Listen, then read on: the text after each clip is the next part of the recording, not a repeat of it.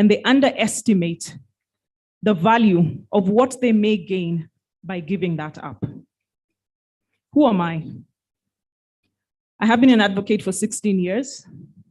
I started my practice in litigation, in court, in one of the top firms, Denton's HHM, after which I moved to a smaller law firm, continued with litigation and commercial law practice. After that, I went into civil society. Perhaps that is why Olo here is familiar with my name. I practiced at the CRADO, the Child Rights Advocacy Organization, and the Kenya Human Rights Commission. After that, I moved into the in-house space where I have practiced in various capacities in different financial institutions. Further to that, I moved into a space where I practiced as a company secretary. I expanded my knowledge, and therefore I'm a corporate governance expert. I currently serve as the country head of legal and company secretary for UBA Bank. That is who I am. Thank you. Who is Akusala? Ladies and gentlemen of the bar, good evening. My name is Akusala. Some people call me the main man, and yet others call me the lone wolf, because I prefer progress. Akusala is an advocate of the High Court for 8 years. I have served in the LSK. I've served as an in-house a long time ago in my formative years. After that, I opened my own law firm. It's in Kilimani. And therefore, I am an active practitioner of law. I attend court. I'm familiar with these trenches.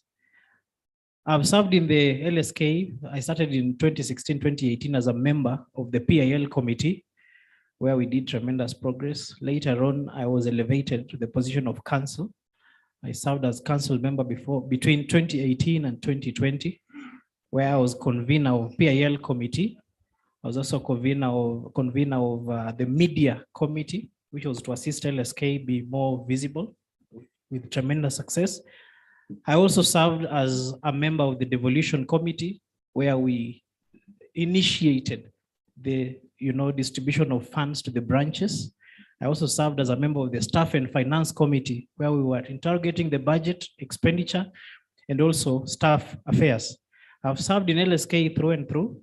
I won't tell you about my personal places of service, practice, but in terms of LSK, I am a proven workhorse. Therefore, that is my name, Akusala. That is my identity, main man, and more than that, identify me as a workhorse. Thank you. Thank you very much.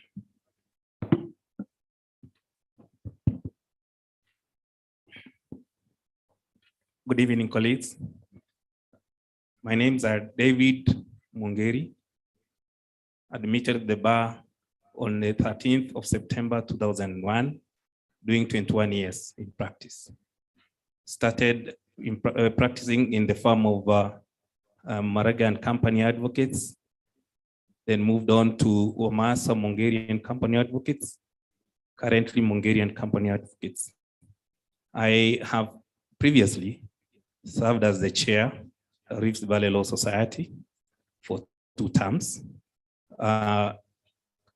also serving in various CUC committees, practitioner through and through. I am also enlisted as in the role of advocates practicing in the ICC as role number 35. And I'm passionate for practice. Over my 21 years, I've been a practitioner. I feel what you feel. I have been in the trenches, in the courts. I know what lawyers are feeling, and I'm ready to serve you as your vice president. Thank you very much, David. Good evening, ladies and gentlemen, and members of the bar. My name is Faith Odhiambo, and I am vying for the position of the Vice President of the Law Society of Kenya. So what is my track record? Faith, I started at Odero Bar, where I did my pupillage and also continued to holding over Thereafter, I took a break, went for my studies. I came back and I joined the Competition Authority of Kenya, where I worked for a period of 1 year. And thereafter, I joined MMA Advocates LLP, where I've been practicing thereafter. And this is my 11th year in practice. I'm also a lecturer at the University of Nairobi. My track record in leadership is I have previously served as under the Young Lawyers Committee, and thereafter I served under the CCPD committee. I've also served under Infida Kenya as a council member under Dr. Ruth Aura, and thereafter I served as the secretary of the board under Josephine Mongare, which I got a lot of experience in terms of how to manage board affairs, handling members' matters, and we were successful. By the time I stopped being a council member, FIDA Kenya was doing quite well in terms of its financial portfolio and also improving in the member services. So I have a track record of having served, and I served also in this previous council as the Nairobi representative of the Law Society of Kenya, where I was the convener of the PIL committee, and we did tremendous work under the PIL committee, notable the essential services card. That is part of the work that we did under that PIL committee, which I take this opportunity to thank the men and women who we worked together with in that committee. Despite the challenges that we had, we did tremendous work for the rule of law. Thank you. Thank you very much, Faith. Allow me to call you Faith. Allow me to call you David. Allow me to call you Akosala. Allow me to call you Deborah. Is that okay? Perfect. We want to ask a general question. And the question that I want to put before you is, what is your strength and what do you bring to the vice presidency in LSK? 3 minutes. Deborah?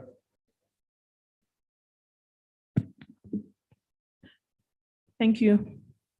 What is my strength? My strength is twofold. One, as I mentioned, I am a diverse lawyer.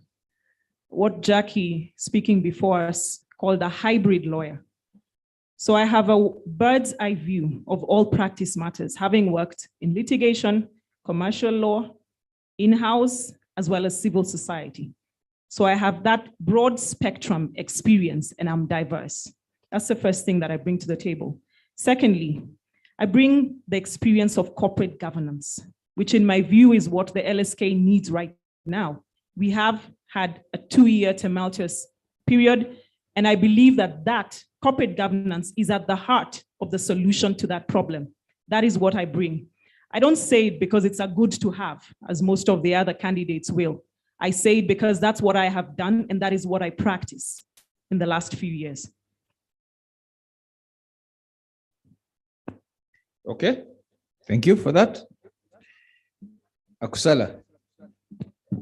Yes, my strengths. Number one, Akusala is very industrious and innovative. In the wake of a confusion during that period, let me show you industry.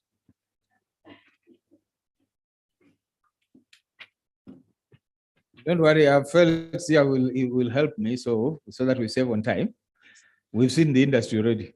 Yes, thank you. So when we talk about an instance where my industry was demonstrated, was that period where the Law Society of Kenya was not doing very well in terms of PIL. I came up with the PIL code. If you look at the LSK website, you'll find the PIL code, which I personally drafted and incorporated the PIL committee, and we pass it through council, through the membership, and back to council and the members. This is the kind of industry that makes me stand head and shoulder above all my other competitors. Number two, apart from industry, we're talking about a proven track record. In terms of LSK, you know, anybody, any of our members can lead the LSK. But when it comes to this top position, the president and vice president, there needs to be a demonstrable track record. Mine is so clear that it casts a very heavy shadow on my opponents because of the number of committees I've sat in, the number of PIL cases I've filed, the number of years I've served in council, worked tirelessly hard with tremendous success, which we shall outline in the course of our conversation. Apart from the track record which I have, above all these things, I really love the Law Society of Kenya. I adored LSK before I even joined it. By the time I was joining it, I already participated in the affairs of LSK through AGMs. Most of my friends used to call me Mr. Microphone, because the first time as a newly admitted advocate, I called for the microphone and hoarded it at the back so that we can participate in LSK affairs. If that is not love, then what is love? Thank you. I'm not sure we'll agree to love, but that's fine. Yes, David. Yes, members, for me, I'm passionate about LSK. I'm very approachable. I am firm, and I'm consistent. I give you an example. When I was chair of the Rift Valley Law Society, we had a problem with one judicial officer who was a judge, whom we wanted to move on from our station. Members entrusted me with the agenda of dealing with that particular issue, passed that resolution. I undertook that particular issue with the then resident judge, Justice Mukle, who backed my doors every morning, every evening to drop that particular issue. We resisted, we moved on. I remember when we went to the AGM in Mombasa, the then emeritus CJ, Justice Mutunga, called me and told me that he has never received our petition in the plenary. I walked out with my members from Nakuru. We went to the Wakili bar to absorb what he was telling us. When he finished his keynote speech, I was summoned by very heavy built men that CJ is looking for me. I was wondering, what is this? I told him, we have a petition and the judge must go. He told me, why didn't you raise it in the plenary? I told him I respected your office because that was not the issue for discussion at the AGM. And then he invited our counsel. Remember, I had very young lawyers.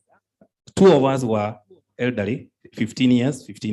The rest were 2 years, 3 years, 1 year. I remember he called us into the boardroom.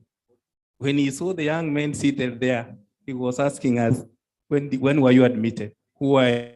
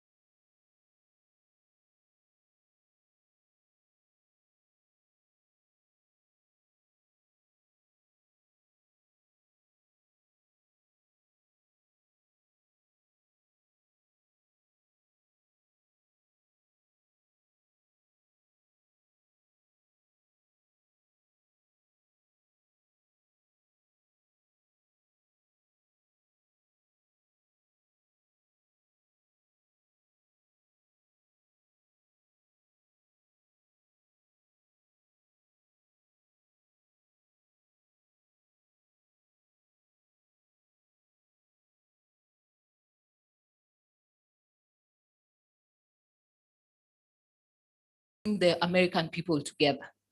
So for me, I bring courage, a value of leadership, which I believe is not celebrated as much as it should be. We were in a tough situation the last 2 years, and I exhibited courage to stand against the grain of a popular president and uphold the rule of law and uphold good governance, because I stood to be accountable to the membership and not accountable to a supreme leader. So I bring courage to the Law Society of Kenya. 2, I bring leadership. During the challenges that we had, I was able to lead our PL committee to serve the membership for the 2 years that we had. We served our mandate to the full. And I was able to organize the Legal Awareness Week. Even when our leader refused to attend the event, it was successfully attended, and the seniors attended and supported the event, so as the other members of the Law Society of Kenya, and it was successful. The second time we organized it with the branches, and it was successful. I exhibited leadership, which is important and imperative, because the vice president deputizes the president. And when the president is not there, he needs a support system that is able to take charge of the society. And that is the kind of path that Faith is. Experience, having served in the feeder board, or being able to fundraise for the society. I fundraised for the Legal Awareness Week together with my team members, and I'll be able to bring in that donor support because we need it for devolution, for purposes of branches need more money to be able to carry out the activities, which is their mandate. And that's the role of the National Council to support them. And I'll be able to bring that. So that's my contribution if I become a vice president. Thank you very much, Faith. David, people have said that the nobility of this profession was tested in the last 2 years. What, in your view, went wrong? Would you have done if you were in that council? Yeah, thank you. Good question. Now, there are no perfect men, neither are there perfect women. My opponents, great lady Faith, was in that council. And I remember that the society and the membership were taken aback as to why there were these fights. I was asking myself a question. Why resist accountability? Why resist audit? Why fight physically in a boardroom? And I wondered, do they need another chance? That is for the membership to determine. What I could propose as a way forward is to have a clear definition and roles of the secretariat vis-a-vis the council. We have an elected council who are to govern, and we have the secretariat who are to manage. We must have clear governance structures that are able to identify where the problem stems from. Because you cannot mix all of them and come out without being bruised. I know at one point that they tried to involve the senior lawyers in the society. But I asked myself, was it too late? The issue is we must intentionally create a situation where we are able to solve the problems, nip them in the bud before they can go beyond us. I urge that we must have the voice of reason to prevail. Let's not escalate our problems to court. Let's arbitrate them. Let's try and reason out before we can escalate them. Allow the secretariat to work, allow the society to work. I propose that once we enter, I'm successful and we enter office, we must have a formula or a calendar of training our our staff to understand their roles on corporate governance. Equally, we train the lawyers because they're also coming fresh into administration, such that we understand this is how we have to do. This is the calendar of events for the 2 years. Thank you. Thank you. Kusala, what was the problem? What would you have done? Thank you. I think the problem was lack of understanding of LSK and its structures. You know, when we are vying as candidates, it's very easy for us to put out very colorful manifestos. But at the end of the day, it becomes difficult to implement them if we do not understand what the position of the law is. And this is a problem that has been affecting LSK for years. This is not the first time that we've had these stalemates. If you asked me, the 2018, 2020, in fact, 2016, 2018, 2018, 20, all these councils have had the same problem, that men and women are elected. They have the desire to serve, but the methodology is the problem. And it's the same problem we are going to have presently because— What is this methodology? You should break it down for us. Yes, I'll break it down in a very short while. Because you see, one of our competitors is talking about the same thing that was discussed in 2018, 2020, corporate governance, which in my opinion, unless there is an understanding of how LSK functions, that it is very, there are actually walls around the act. Unless there is a change of the act, we need to make do with what we have. And what do we have? What we have are the institutions under Section 15, the members, the secretariat, the council, and the branches. What the outgoing council experienced was very sad because people decided to put self above the society. In my opinion, what needed to have been done is a discussion. When I was in council, we had several instances when we would have different perspectives. And it is very normal for a board to have, it's actually abnormal for a board to all agree at all times. What is needed is not corporate governance. What is needed is collective responsibility. And when that is missing, then you'll find that split coming out and affecting the rest of the people. We had our own issues. Akusala, when you say corporate governance is not needed, what are you saying? What I'm saying is you don't have to talk about the ideals of corporate governance. You need pragmatism, and that is where we're talking about in terms of the LSK itself. Because look, if I say that corporate governance is part of what you're saying, because it's not different from what you're saying. It's a subset. What I'm talking about is the subset of corporate governance, collective responsibility. Because if you talk about the ideals of corporate governance, that this is what LSK needs, it's like calling a doctor to come and sit in a law.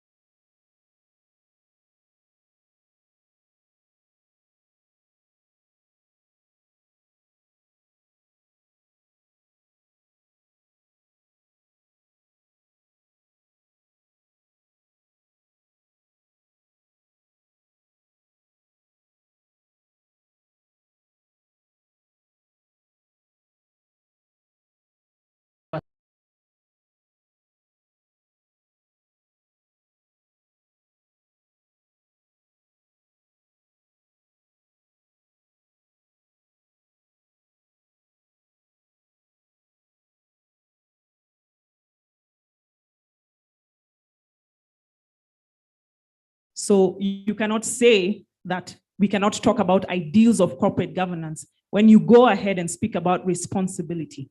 Secondly, you served in a council and you have said we've had this problem several times. So the question is, if you are unable to carry out the pragmatism that you're telling us, then what is the problem? And I'd like to put it to you as I answer the question of the problem, is that we have a leadership that fails to appreciate corporate governance in its ideals as well as its practical application. I'll give an example so that I can bring it closer home. If you are in board or in a council, you must appreciate that your role is separate from the secretariat. You must therefore allow the secretariat to carry out its responsibilities independently. So our secretariat must be independent. And you cannot, as a board, interfere with that. So you make decisions and you oversight. When you oversight, you cannot be the same council that comes to implement. And that is where the problem started. Secondly, we had a board that does not understand board cohesion. Board cohesion is a principle that actually exists. But I'll tell you that the chair of that board sets the tone. We've had an example already, a live example, the board chair caucus. I'll mention Linda. She did a perfect job because she was able to chair a team of experts at her level, some more senior. So the chair sets the tone, and you must take an opportunity to build cohesion. That is what failed in the last council. So that when it becomes difficult, and boards do fight, this is not unique to LSK. Boards do have tension in boardrooms. And you have to, at some point, apply what is called blue sky strategy, where you take it off and take it outside the boardroom and spend time and let people cool off. Then you come back to the boardroom and you make a decision. Board decisions, for the most part, Mr. Akusala, I'll educate you again, are collective. And nobody usually writes in a board decision that Akusala or Deborah disagreed in the boardroom. No, we come out as one, and the voice of that one board position is the chair of that board. Thank you. Faith, your version or your take on that. So allow me, Chair, if you don't mind, since I was part of that council, to address also some of the elephants in the room. For me, the challenges that were there in the last council was a failure in the top of the leadership. So I agree with the general sentiments that the leadership sets the tone. So if you have a leader who fails to adhere to corporate governance principles, or rather good governance principles, and let me give you an example. For me, there are structures in the law society. It's just that we need to build upon them. And the law is clear. The Law Society Act in how decisions are made, either by consensus building or by vote. So the council makes a decision as a majority, and the leadership decides that the minority decision is the one that shall take the day. And we start from there, failure of good governance. For me, another challenge was interests. Now, when you fail to put the interests of the members of the Law Society of Kenya, then it brings also other challenges, because you cease to see the importance of what brought us here together in council in the first place. We are not here for our own personal mandate. We are seeking the mandate of the membership. It is the members that we are accountable to at the end of the day. And for me, so the issue of credibility in a process is quite important. And the audit has been raised.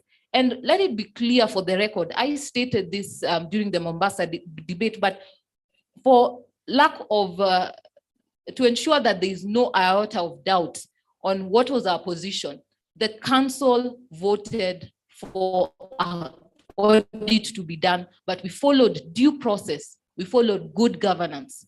We wanted there to be credibility in the process. And that is why we appointed KPMG, a firm that had reputation to protect, to do the audit for the members of the Law Society of Kenya. So we were not cowing to demands of our leader, but we followed due process to ensure that at the end of the day, if it's audited the processes that we took the correct process of procurement under the audit committee. The best was chosen to be KPMG, and that is the firm we appointed to carry out the audit. So, and the second issue, the question of the CEO. For us, rule of law and good governance. So for time without end, we followed the correct procedures. So for us, it's credibility, good governance, the rule of law. For surely, if we are the members of the Law Society cannot adhere to the law, that the courts must again come out to say and spell the law out to us, then how are we solving other people in the society? So we stood with the rule of law. We stood with the position that the courts also upheld. Thank you. Now, what you wanted me to answer the second part. No, you see, now you have 3 minutes and you must use them well. Because I'm moderating this, and because I'm also a teacher of corporate governance, I would like to say this.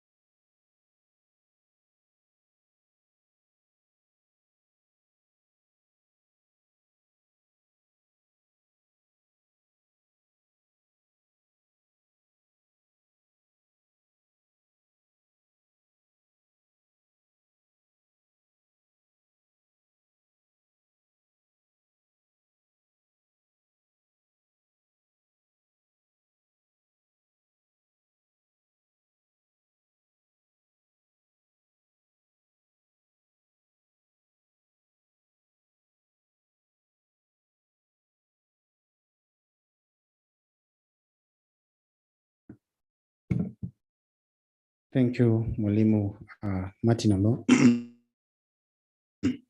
I just have 2 rounds of questions for the candidates. And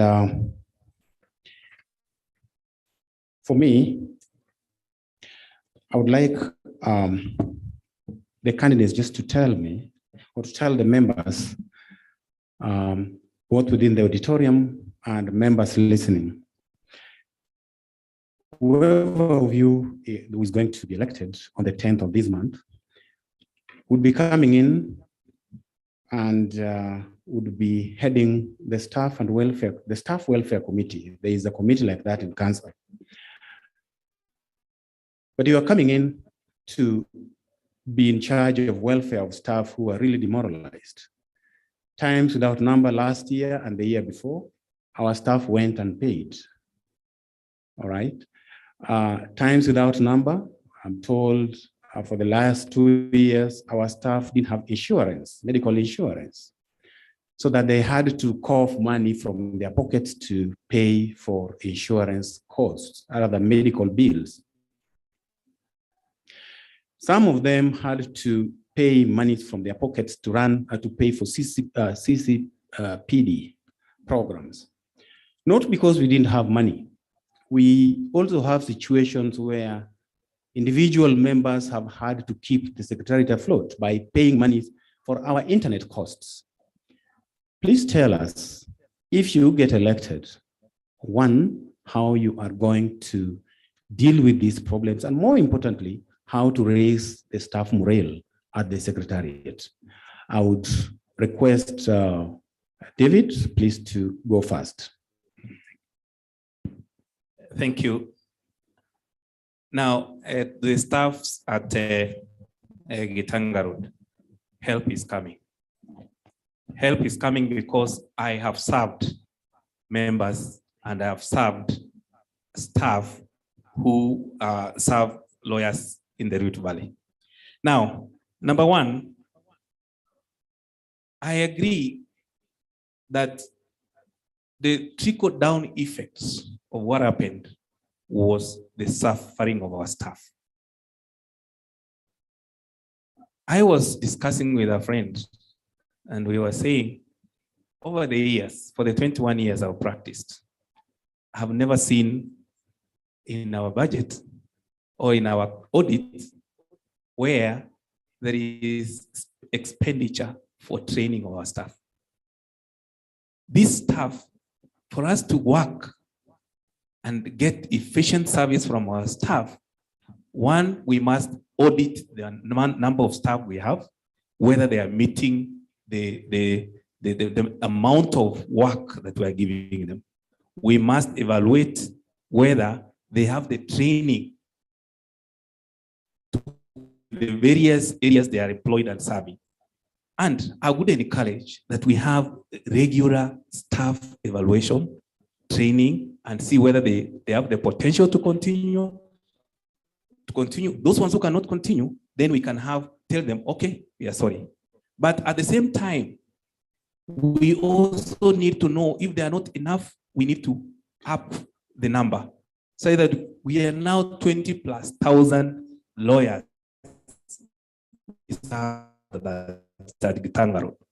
Number 2, we need to also up our game with regard to technology.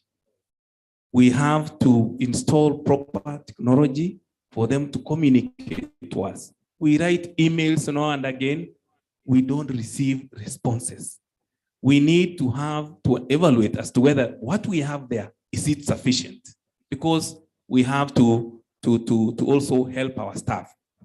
Equally, we need to look at and see whether our staffs are paid to the standard they are supposed to be paid. If not, we need to have a meeting and see how we can help our staff get value for the service that they render. So I urge that once we assume office, we must ensure that we differentiate the council from the staff. Thank you. Thank you. Thank you, David. Madam Deborah, please give us your take on that. Thank you. I'll start by saying that the staff at LSK Secretariat is comprised of about 70% lawyers. They are part and parcel of LSK. And the truth of the matter is we have treated them unfairly because we have excluded them. To the question of inclusivity, I'm an in-house lawyer, as I told you. Those are in-house lawyers.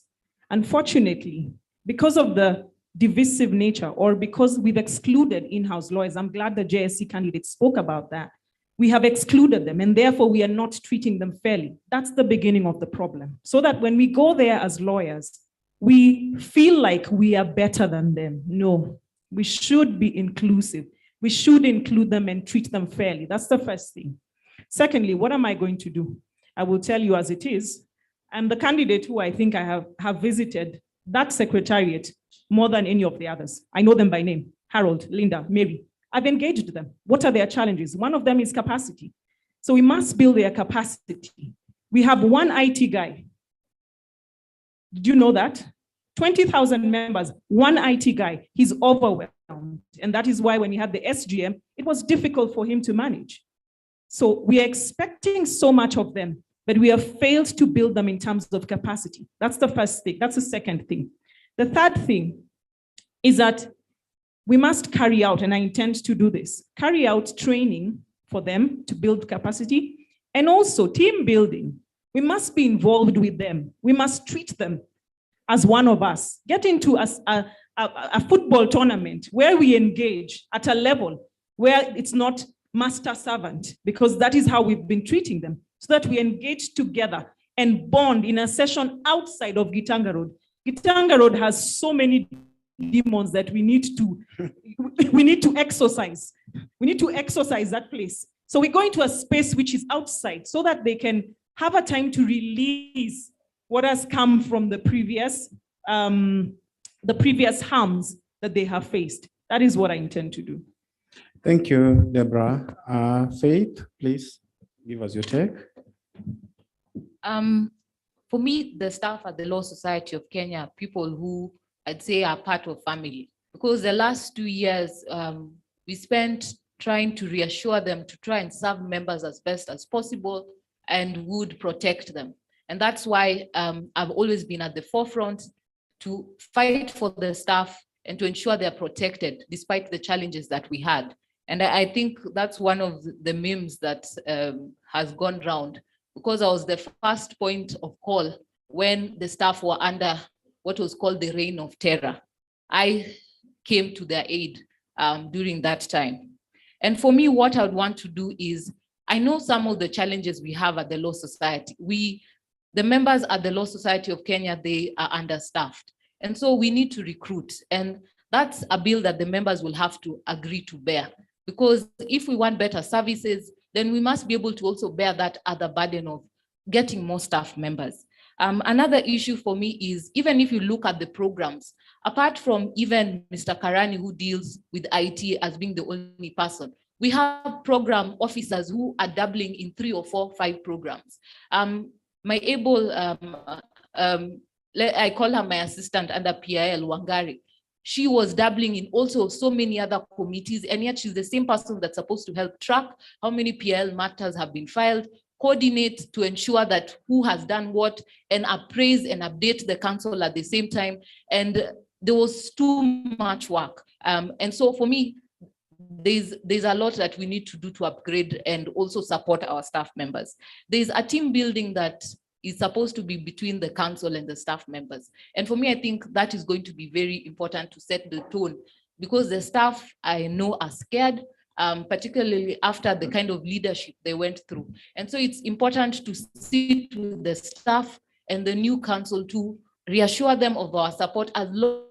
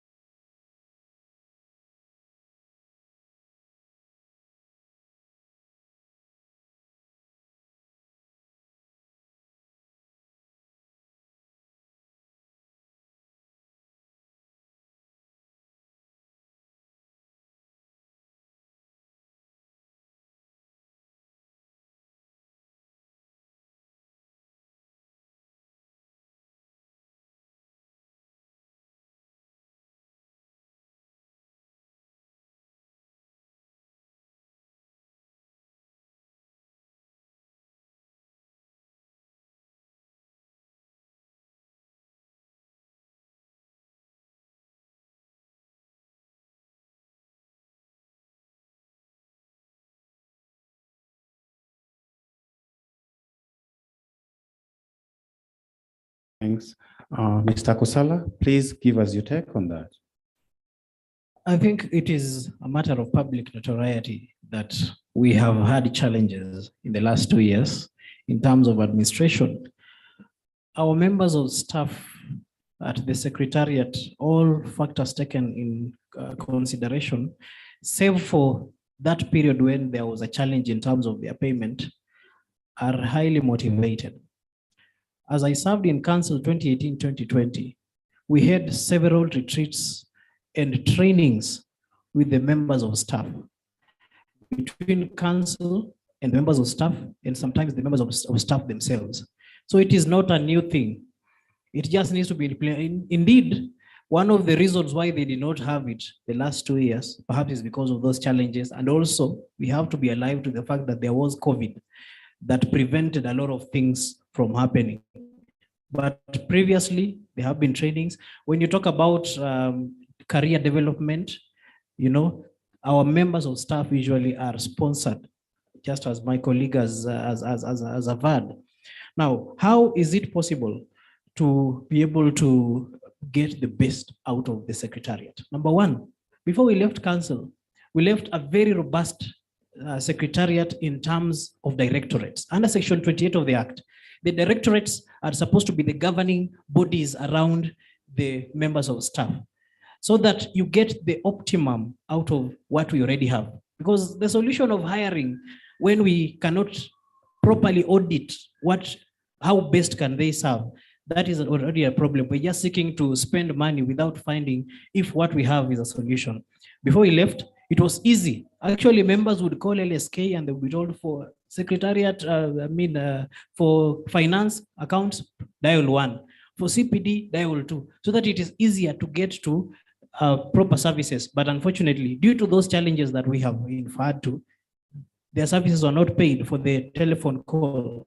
Therefore, what we would want to do is some form of stability. That is what the members of staff at the Gitanga role need: stability. They need a functioning directorates, so that we don't start a hiring process which the members will incur. Already we have a hefty budget. We want to add more staff members instead of making optimum use of the available resources. I think that is pretty wasteful. We should not be doing that. Next, I believe that having served in council that period, I am, and my colleague also, we have interacted with those colleagues.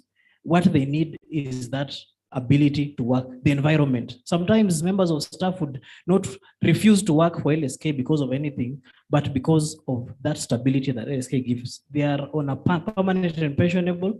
They are properly motivated in terms of payment, their remuneration. What now we need is to be able to operationalize directorates. If we do not operationalize, we will hire hundreds of staff members, we'll pay, but we will not get the results. Therefore, I think that is the only solution. There is no other solution.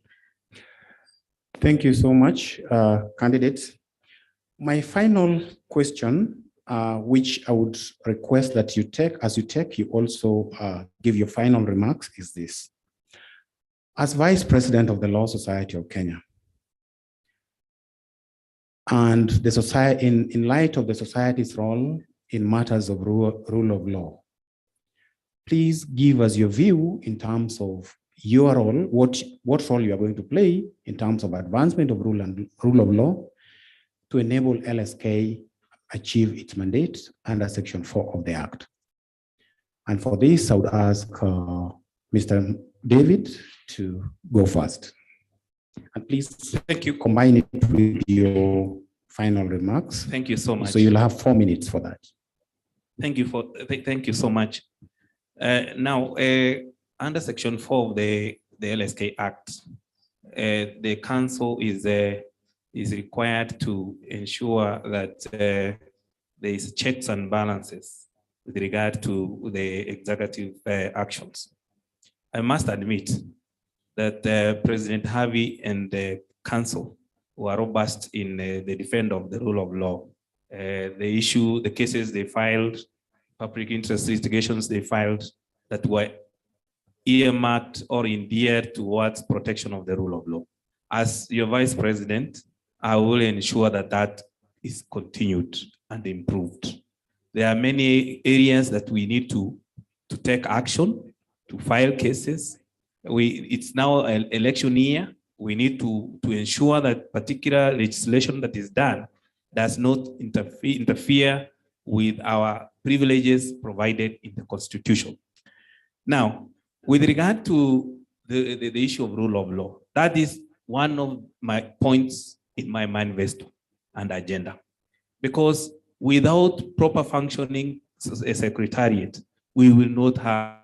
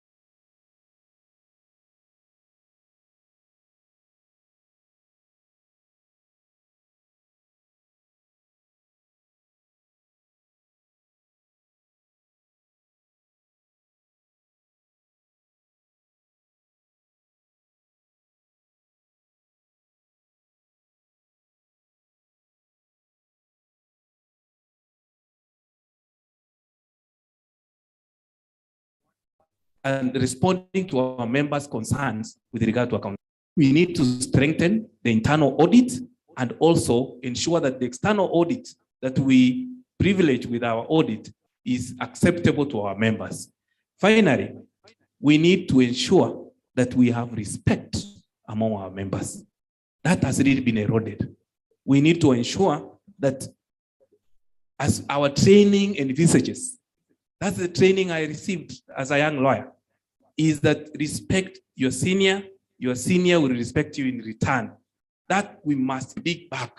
We must blow back, because that's the only way we can have a functioning society. And I urge you that you support me.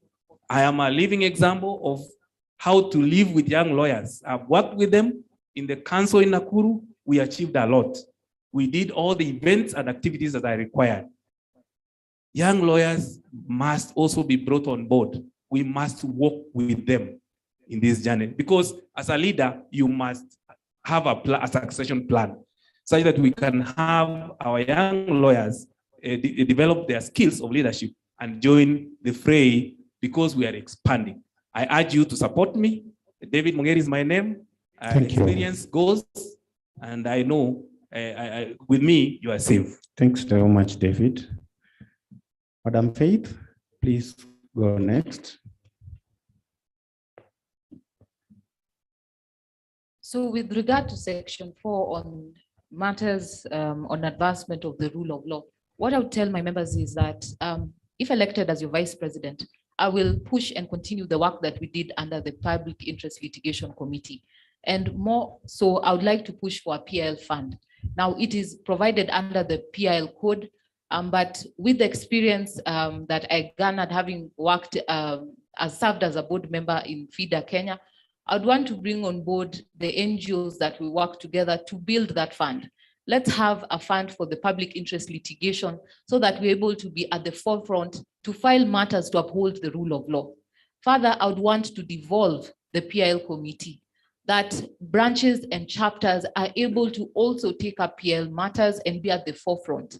And with that, devolve also some money to the branches. Walking around, some I've met branch chairs and I've met chapter chairs who have raised that concern, that sometimes the National Council files matters that they feel that they are best able to handle. And that is something that I'd want to do, and it's part of my manifesto. For me, I would also push for, we are going into a situation now that we'll be having a change of guard coming August. And we need a strong and united Law Society of Kenya to be able to stand as a check to ensure that there's good governance and rule of law is adhered to. And for me, I would pick up from Dr. Juang, who spoke at the opening. He said the problem in our country is that we have a situation where leaders refuse to uphold the rule of law and good governance, but bow down or cower down to the supreme power at hand. So I, as your VP, would want to be a strong voice to support the president that you give, that I will work with to ensure that we uphold the rule of law and good governance and to put the government in check. Sorry, I'm looking at the time. For me, Faith Odhiambo stands as somebody who, to the members, to the secretariat, and even to the members of the society, you'll be looking up to the Law Society of Kenya to show leadership and to ensure that the rule of law is adhered to. And Faith as a person is offering that she will be someone who will hold that vision, will support the president, will work with the council members to ensure that we work not only as a team, but to achieve also the mandate. And that's why I'm humbly asking you to vote for me as your vice president. Have faith in Faith and have faith for a better society. Thank you. Thank you, Faith. Mr. Pusala. Yes. The role of the Law Society of Kenya under Section 4 in terms of advancement of the rule of law and to protect the public interest, advise courts, I think it is two-pronged. There is internal and there is external. The first thing is that we need, first of all, to clean up our mess within. You cannot give what you do not have. Name that but non-habit. You cannot purport to assist the public when you cannot help yourself. So we need to start first by auditing ourselves. And I agree, the audit must be done as mandated by the members, so that now we know at what points are we leaking monies of LSK. After we've done that, now we look at the kind of personnel that are going to implement whatever ideas we have. We need to have our members practicing continuously. And that is why member services have to be pronounced. When you're talking about members being able to apply for PCs at any time, that is core. Members being able to check their status in the Advocate search engine continuously and uninterrupted, that is very crucial. So that now when you have the manpower, now we go to the next thing. We look at the normative framework that we have in terms of enforcing the Section 4 aspect of the LSK Act in view of protecting the public. This is the PIL code, which I admit I drafted with the help of the PIL committee. This is the point, members of the bar, that the PIL code has a very robust structure that if followed to the letter, we are going to be very, very effective in terms of advancing the rule of law and protecting public interest. However, the last 2 years, if you saw LSK doing PIL, I only remember less than 10 PILs that were filed by LSK. The rest of them, President Harvey was dealing with them individually or on behalf of his clients. I remember there's a case that we were making an application for joinder, the Sputnik vaccine case. One part of council has filed for the PIL, the other side of council has filed saying that no, we have not mandated this council to file that PIL. And therefore, Justice Mrima returned the instructions back to LSK, telling them, go and sort your mess, then come back when. To date, that PIL never proceeded. This is a clear indication of what really ails the society. Unless we talk about our internal affairs, clean them up, we cannot be able to properly advocate for the rights of the people, and especially this being a public, an election year. Now, if the PIL code, my colleague is talking about funding. If you're talking about funding and you cannot account for what has already been given to LSK through donors, because LSK receives money from donors, but to this date, you're not told how much has been spent, how much is going to be spent in this program, and et cetera, et cetera. So it is a whole mess. We need proper audits. We need to properly interrogate our structures so that LSK functions within those walls. Lastly, I would wish to say this. PIL is something that is very core and it is very close to my heart. I've personally filed PILs in my own accord. I've represented LSK in PILs. What we say is that when you see a wall cracking,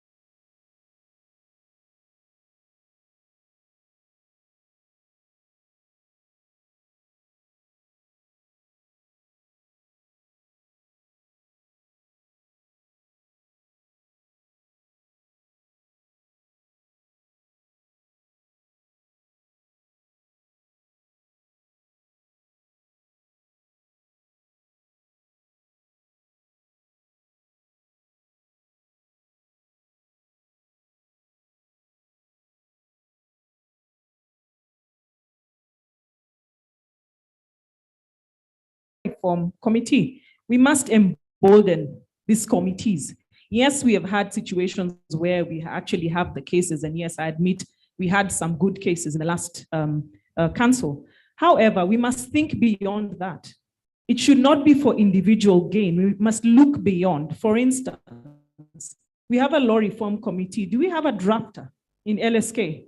We are the champions of law, but we don't even have a drafter who can draft a law. We must stop being reactive. We must look at protection of the rule of law from a proactive approach. Yes, there are instances when we will need to go in and be reactive to check the executive, but we must also look at it from a proactive approach. Come up with the laws, not wait. For instance, WIBA, ETC. Why do the laws come up and we now rush to go in for amendment? Where are we during that conversation? We must sit at those tables. We must be part of those conversations when that legislation is coming up. Finally, I'll go to why I'm the right person for this job. As I told you before, I'm a champion of governance. And this is not something which I say because it's a good to have. It's something which I have practiced at both levels, both at corporate level as well as beyond in the institutions that I have served. I serve at Kenya Bankers Association. And one of the key things that we do is stakeholder management. Stakeholder management is important and key for the LSK because we need to manage our stakeholders. We have stakeholders and we cannot meet our mandate to the members as well as to the society and the country without managing stakeholders. I have the requisite professional capacity. I have served in senior positions in the corporate world. I've also served in the civil society. So I know a lot about activism. You have different levels of escalation. You start from a stakeholder management where you sit at a table and you have a conversation. If that fails, then you escalate to the next level. And it goes beyond to the point where you can escalate to the international level. And we've seen that with our LSK in previous years, where there were issues where it was necessary to bring in the international community to speak on an issue for us to check the government and the executive. So we look at different levels of escalation, and I have the requisite capacity. Finally, I'll speak about something that I'm very passionate about: service to members, service above self. We must move away from a situation where council members go to council to serve their own personal interest. We must have people who are willing to serve and put members first. I'll speak about four particular things that I'm very keen to do. One, and very important, is a Law Society Institute. This speaks to training, which we are mandated to do under Section 4.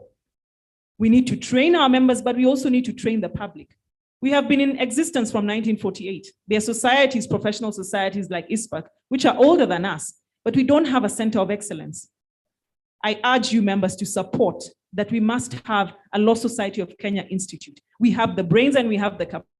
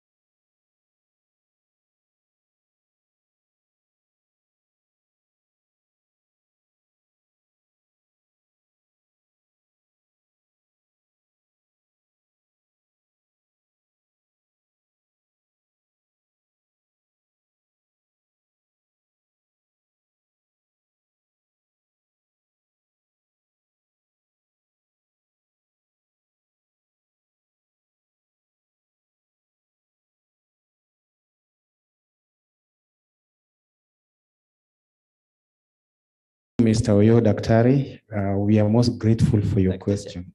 Thank you. All right. I know you are graced by my appearance today here.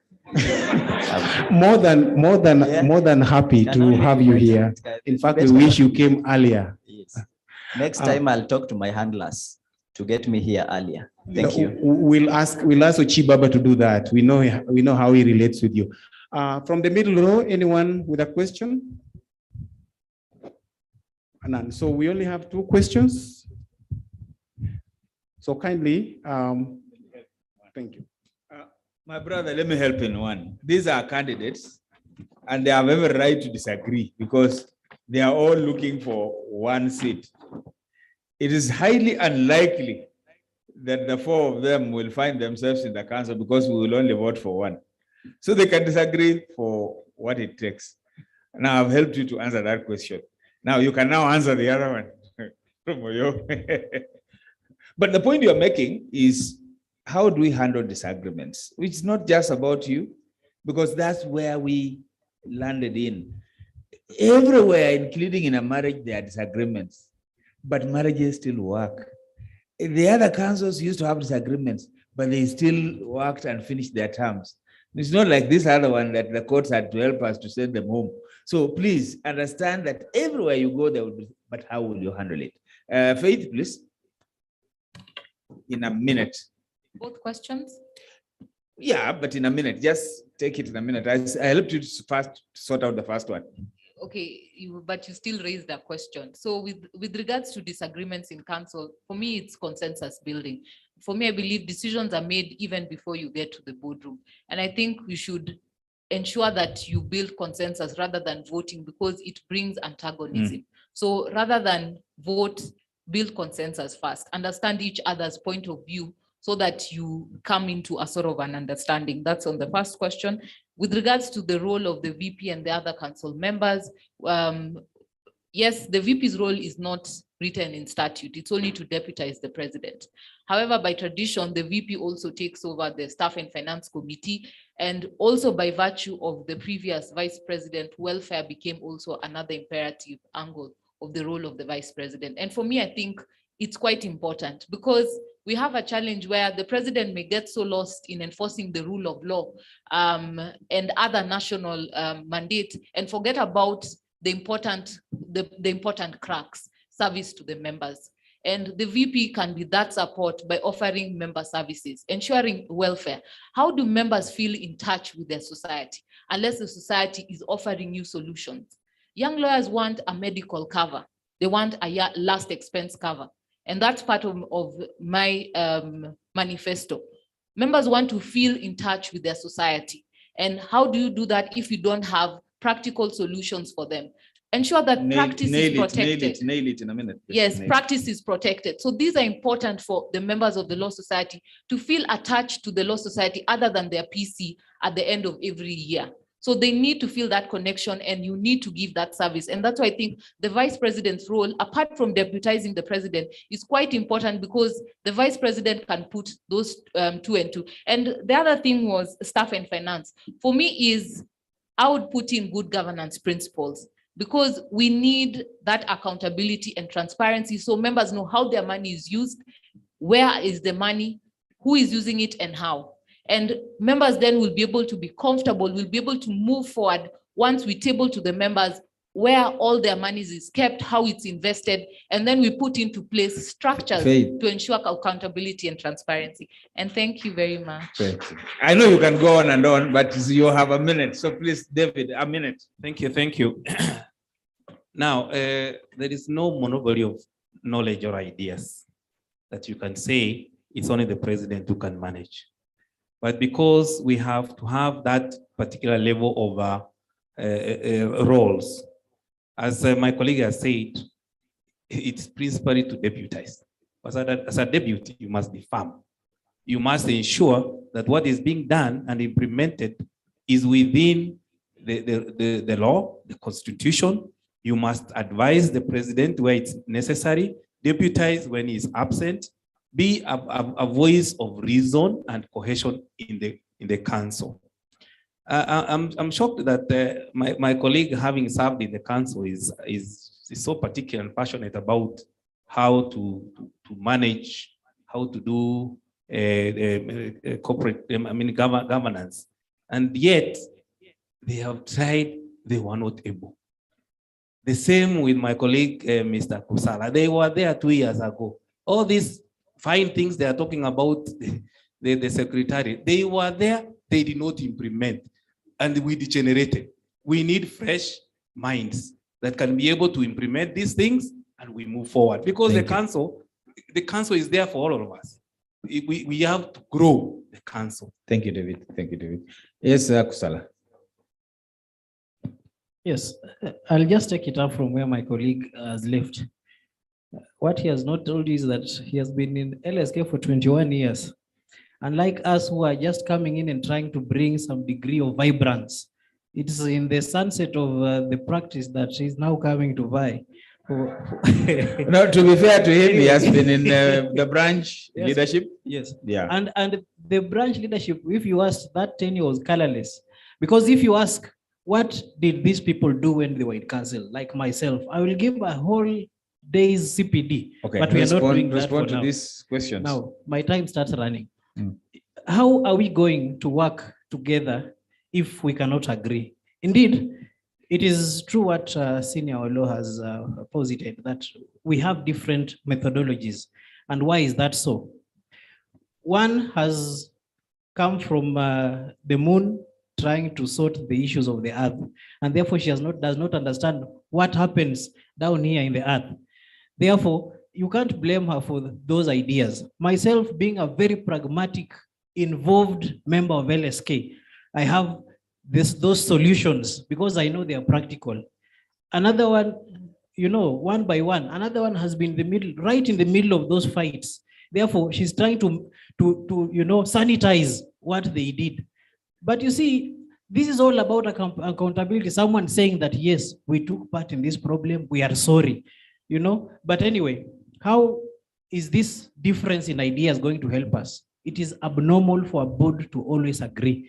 What we want is disagreements should not trickle out to the members and should not trickle out to the public. Because if they do that, we are actually running down the society. We always disagreed, and we shall always disagree. Even children of the same house, even twins will disagree. But to remain a family, we need to keep that inside the house so that we sort it, and then we come out with whatever decision has been made, be it by consensus or by way of vote. We come out. Now, lastly, there's a question, Mr. Oyo, which is very important for the members. This is just CPD. The vice president is the deputy face of LSK because the president is the face of LSK. Therefore, if the president is not available, it is the vice president that now takes the baton. That is the principal duty of the vice president. However, the act is silent on anything else. And even if tradition was to be used, you remember the time Harriet Chigai was stripped of her position as staff and finance chair. It can happen. Now it relies on the goodwill of council. What we need is the same way I drafted the PIL code. I am endeavoring to draft the code that is going to govern council, that every member has a role. Thank you. Be it Nairobi rep, this is your role. Upcountry, this is your role. Vice president, this is your role. And then you leave the general responsibility to the president. That is why Akusala for vice president is the best bet. Thank you, Akusala. Thank you, Akusala. Deb, you're not supposed to clap, please. We have been very good people, so don't. We're supposed to be good listeners. When you go to court and a good point is made, you don't start clapping in court. Okay, Deborah. To answer the question about conflict, 2 words: board cohesion. That is possible. Board cohesion is a principle that exists. It is possible. It is doable. How am I going to achieve it? First and foremost, I have told the fellow contestants that when you get to Gitanga Road, your individual interests and the interests of the people who have voted, you must be left at the gate. You come in as one. And remember that your mandate is for the members. That's first. Secondly, this board cohesion and corporate governance principles that I speak of, I will conduct a training and get experts to train. I have done it by example. I carried out a Twitter space where members were trained on corporate governance and the link between corporate governance and LSK, and we saw that they were real.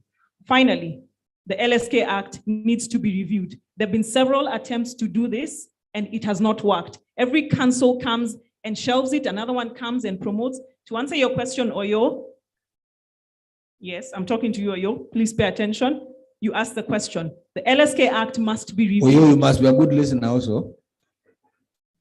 We must review the LSK Act, and in there, we must have details of what the roles, different roles are. And finally, there is a board charter, Mr. Akusala. What you're talking of is called a board charter. What we need to do is review it and have every board member sign it so that they know what their responsibility is. Thank you very much, Deborah. You know what? We love you. You are going to be part of LSK, whether you become the vice president or not. Two, maybe the law society structure, the council structure has served us long enough. It's time for us to look at it. I find it an aberration to be saying at up-country representative, at coast representative. I mean, that is not what you're looking for. You are not going there. Where is that guy called Kavata? You're not going there to represent that general member. I mean, it's an aberration because really when you get in there, you are a council. So you have to work as one. And maybe again, we need to look at it because this issue of vice presidents campaigning on their own, what if we elect a vice president who is a square peg with the president? You know, we are shooting ourselves in the foot, isn't it? So it's possible that you can get a vice president who does not agree with the president and then kinaumana. So maybe we need to look at for those of you who will make it, and for us, because it's our law, maybe we need to look at it so that we campaign as a team, so that we put people in as a team, not vice president this, everybody has been campaigning. So mkifika huko, mnaamea pembe nyinyi wote. And it's possible because you are elected on your own. But if you are a ticket, then that will help. So go think about it. If you don't make it, hang around. Some of us have been around, and you know, we ask hard questions, and we've called some of these council members. Some of them do not even listen to us, but we are still here. We still tell you, we will hold you to account. Asanteni sana, chukueni picha tafadhali. We still have a long night because the presidential candidates haven't. And please promise to be here up to midnight for all it takes, because you must hear these candidates. After this week, after today, you know, we'll stop campaigns. Watu wapige kura. Pigeni hao picha mzuri. Na mpendane, smile at each other. When you become vice president, don't go criticize in the council when you are out there alone and you are speaking against your president. I'm sure you know what I'm saying.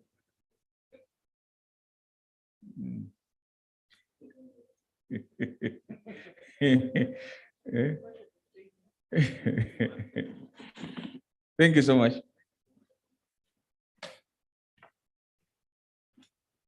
And Nairobi reps, no way. I was going to agree until you said it so that you can go. Mnataka nani or presidents wasikizwe na nani? So Nairobi reps mtaongea baada ya presidential. Ndio msiondoke hapa. Kwani mnafikira tutatoa wapi audience? Hey. Tidy up this place, please, if you can. Those of us who are here, Helen, nisaidie hapo. Continuity announcement. Thank you very much, gentlemen. Thank you. Please take 5 minutes, catch your breath, come back. Ladies and gentlemen, umesikia moderator amesema watu wa Nairobi wangoje tu. After all, ni wageni ndio wanaongea na wanakula kwanza, alafu wenyeji wanakula after. So we are going to take exactly 5 minutes so that we can clear the stage and prepare for the one that has brought us here, the president's debate. Remember, as you have been told, for those who are here physically and online, this is the last time you hear from these candidates. After this, tunafunga campaigns. So please stick around and ask questions on the chat, or for those who are here physically, ask the questions. 5 minutes, please.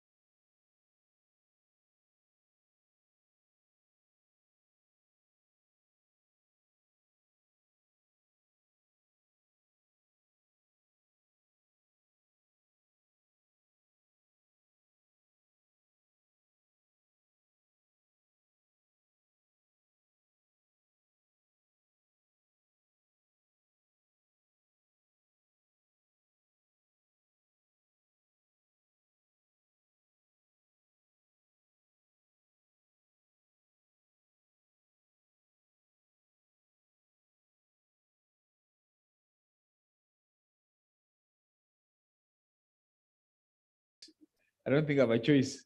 Do I?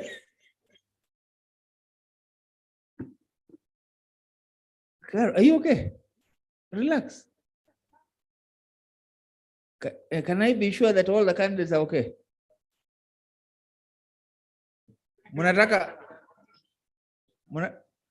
We can give you energy boosters except banned substance so that you can just. I'm trying to get an eye contact with each of you so that at least I'm sure that we are likely to survive it. You know, I'm going to be with you for 2 hours. You know, it can, if it is hot, it can disappear. At least I don't have I'm not a candidate. I could just take off and disappear. Karibuni, I think we need to save on time. And to begin with, Caro, I think you have settled a little bit, isn't it? So can I start with you for introduction? Yes, because I can see Eric is still adjusting himself. Natutaki ajimwagie maji. Aya, Caro, please.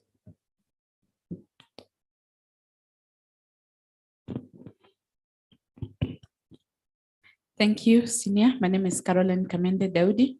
I'm an advocate of around 17 years in practice.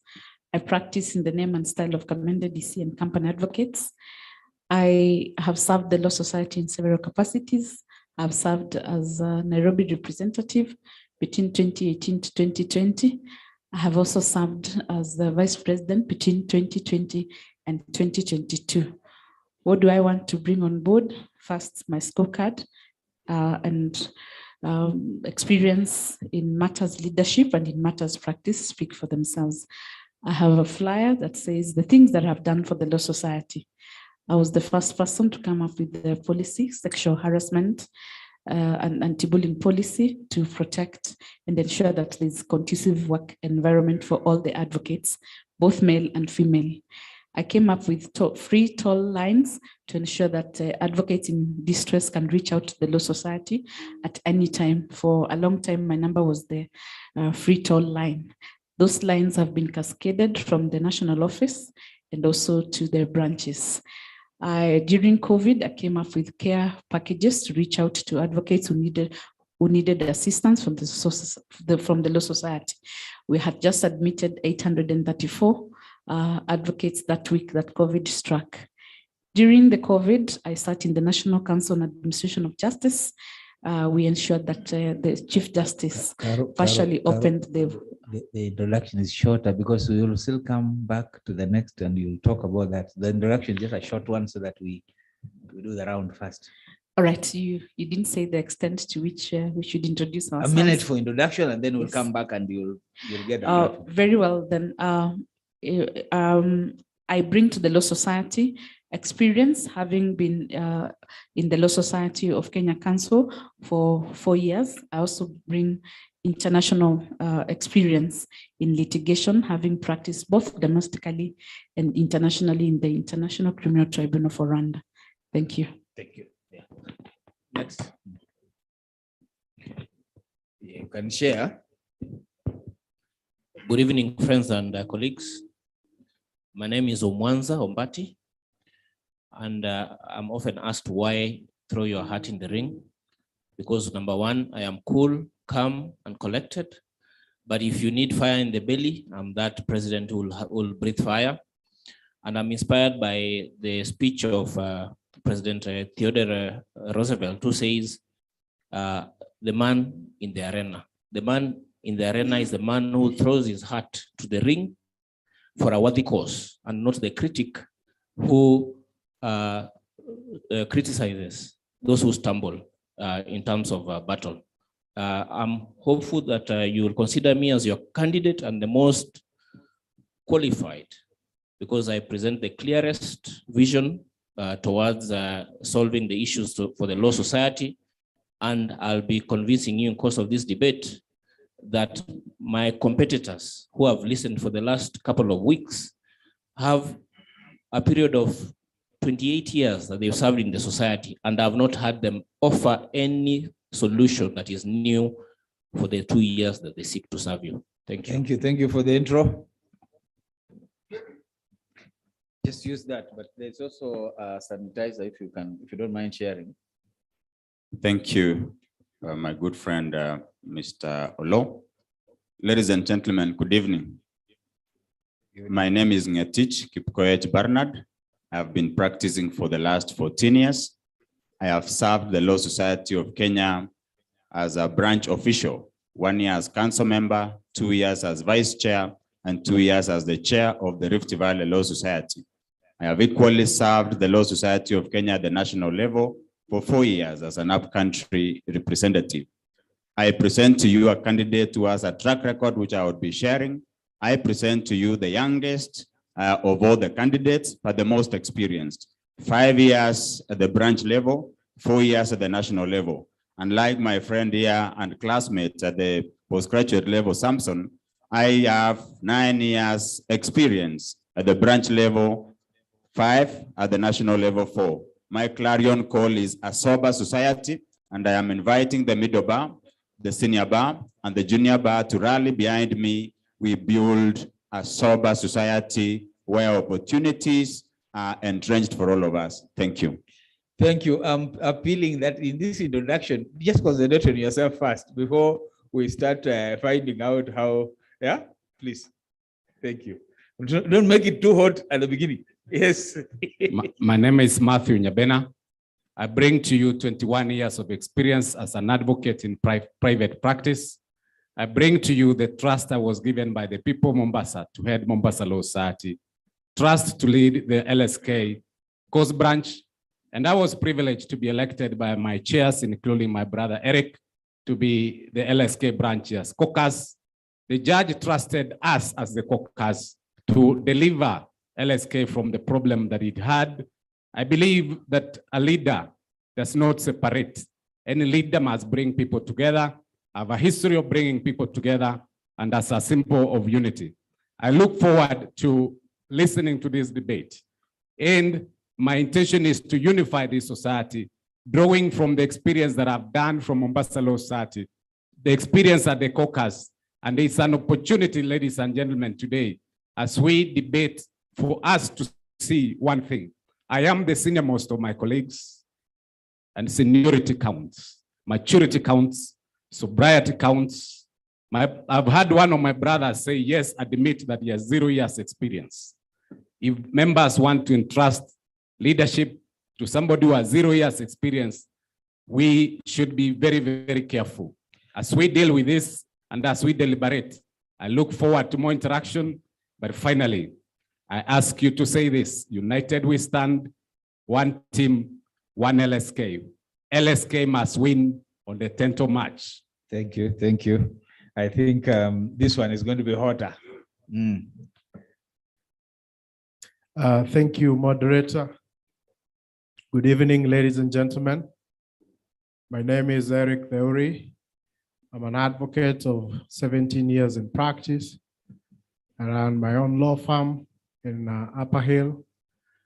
I have served this society in various capacities, currently serving you as the chairman of LSK Nairobi.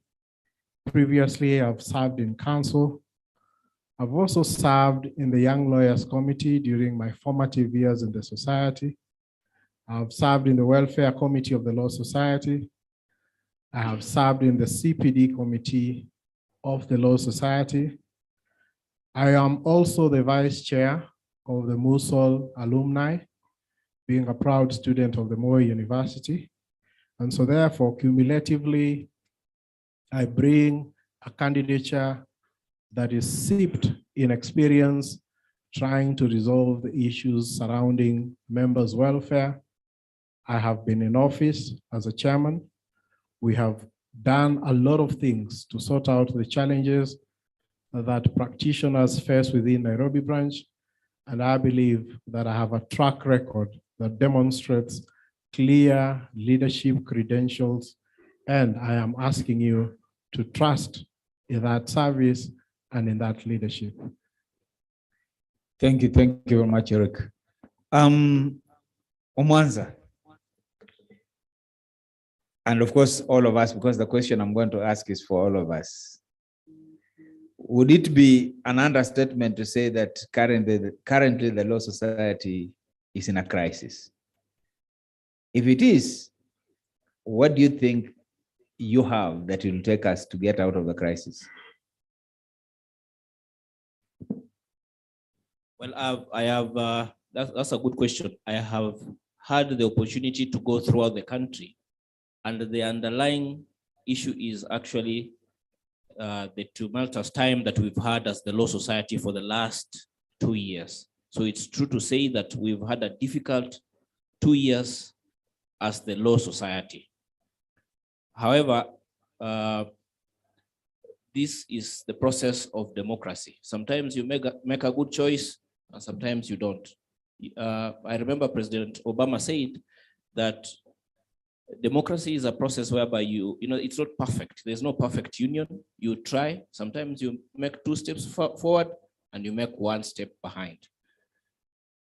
What do I offer in terms of going forward? I think I offer somebody who's sober and who's able to listen to everybody in this society, from leadership, from the leaders of branches and chapters, and to the membership. And I think the first port of call is to listen before you offer a solution. But the solution is for us to come together and accept that we are one member, we are members of one kinship, and we must work together to solve the common issues that affect us as members of the Law Society. And just because I think I have a right of rebuttal to what my friend Mr. Nyabena said, I have a track record. I have a track record at the Law Society. I have been involved. I am not an innocent bystander to the affairs of the Law Society. I remember as a young man when Justice Evan Gisheru issued an order barring a judicial review and constitutional matters from being filed outside Nairobi. I was instructed by lawyers from Kisumu to file a matter. I am going to demonstrate to you that I have been involved in the affairs of the society, and my reading of the English word track record means that you have a history to do something, and I'll be able to demonstrate that. Thank you. What are your strengths? Because you have some minutes there. So what are these strengths that you have that will propel you? My strengths, number one, is that I have a strong track record in terms of public interest litigation. I also have a record of being involved in the affairs of the society. In 2005, I sat at the editorial board of the Law Society Journal. In 2006, I was in the committee for the young lawyers, and I play as a team player. I play as a team player, and I can listen. So those are my strengths. Thank you. Thank you very much. I will keep jumping around so that I see how to ease the pressure. Eric, I want to come to you on the issue of crisis and on the issue of, because if I go to Matthew, he'll start responding to Omwanza. So let me see whether. Okay, yeah, Eric. Thank you for that question. And I think having gone around the country, it's something that is concerning to each and every advocate. But my belief is that the president is the vision bearer for the society. Being the vision bearer then places the president at a place where he has a heavy responsibility of ensuring that he is able to listen to his council, build consensus, and this is something that we have done. I have led a council at the Nairobi branch, and we have been making decisions by way of consensus. We've never voted. So I have a very strong personal attribute when it comes to consensus building. I listen to people. I am able to achieve and drive a team into achieving a unity of purpose. And I believe that with that record and with the ability to be able to focus the team on the goals and to focus on the goals and to avoid being sidetracked by sideshows, then we should be able to build a society that reflects the ethos of professionalism and in the manner in which we lead the council. We also have challenges with regards to the membership, because we have a young and restless membership. the statistics show us that half of our members are below 5 years. So there is a challenge when it comes to getting pupillage. And so there is a difficult entry into the profession. And this is something that we have recognized as a challenge, as a branch, and we have already engaged the Kenya School of Law so that we can begin to offer mentorship for the young people at that age, at the age before they get into the profession, so that we can be able to deal with those challenges. We have a lot of challenges set out in the KIPRA report with regards to issues on legal education, which we need to implement so that we can ensure that the challenges which are facing the younger members of our society as they come in, and the challenges that are facing younger members as they try to secure work are dealt with. Thank you, Eric. Let me see whether Matthew will be okay with you. Matthew, please. As I've said, a true leader does not create separation. A true leader brings people together. We have had a situation where leadership has not brought us together. I've diagnosed the problem. I have been in Mombasa as a practitioner for 20 years. I've seen how unity works wonders. I've identified the single problem as a problem with our leaders. If the leaders here decide to disagree, then the followers start identifying each other as Eric Theory or somebody else. What I propose to do, and this is what I'll do within actually 30 days, if you elect me, I will have to write to the former presidents of the Law Society. We've not treated them well. Just imagine I've come from Mombasa for this debate. I've stayed here to campaign.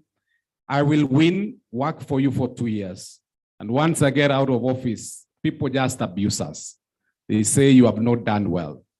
Any leader is elected by us. We should be able to respect them and ensure that an outgoing leader works well with the incoming leader. That is what I'll do by calling the leaders, the former leaders, go back to Lim Doga, Paul Muite, come and look at what is the problem, work with the branches so that we are able to be unified and work together.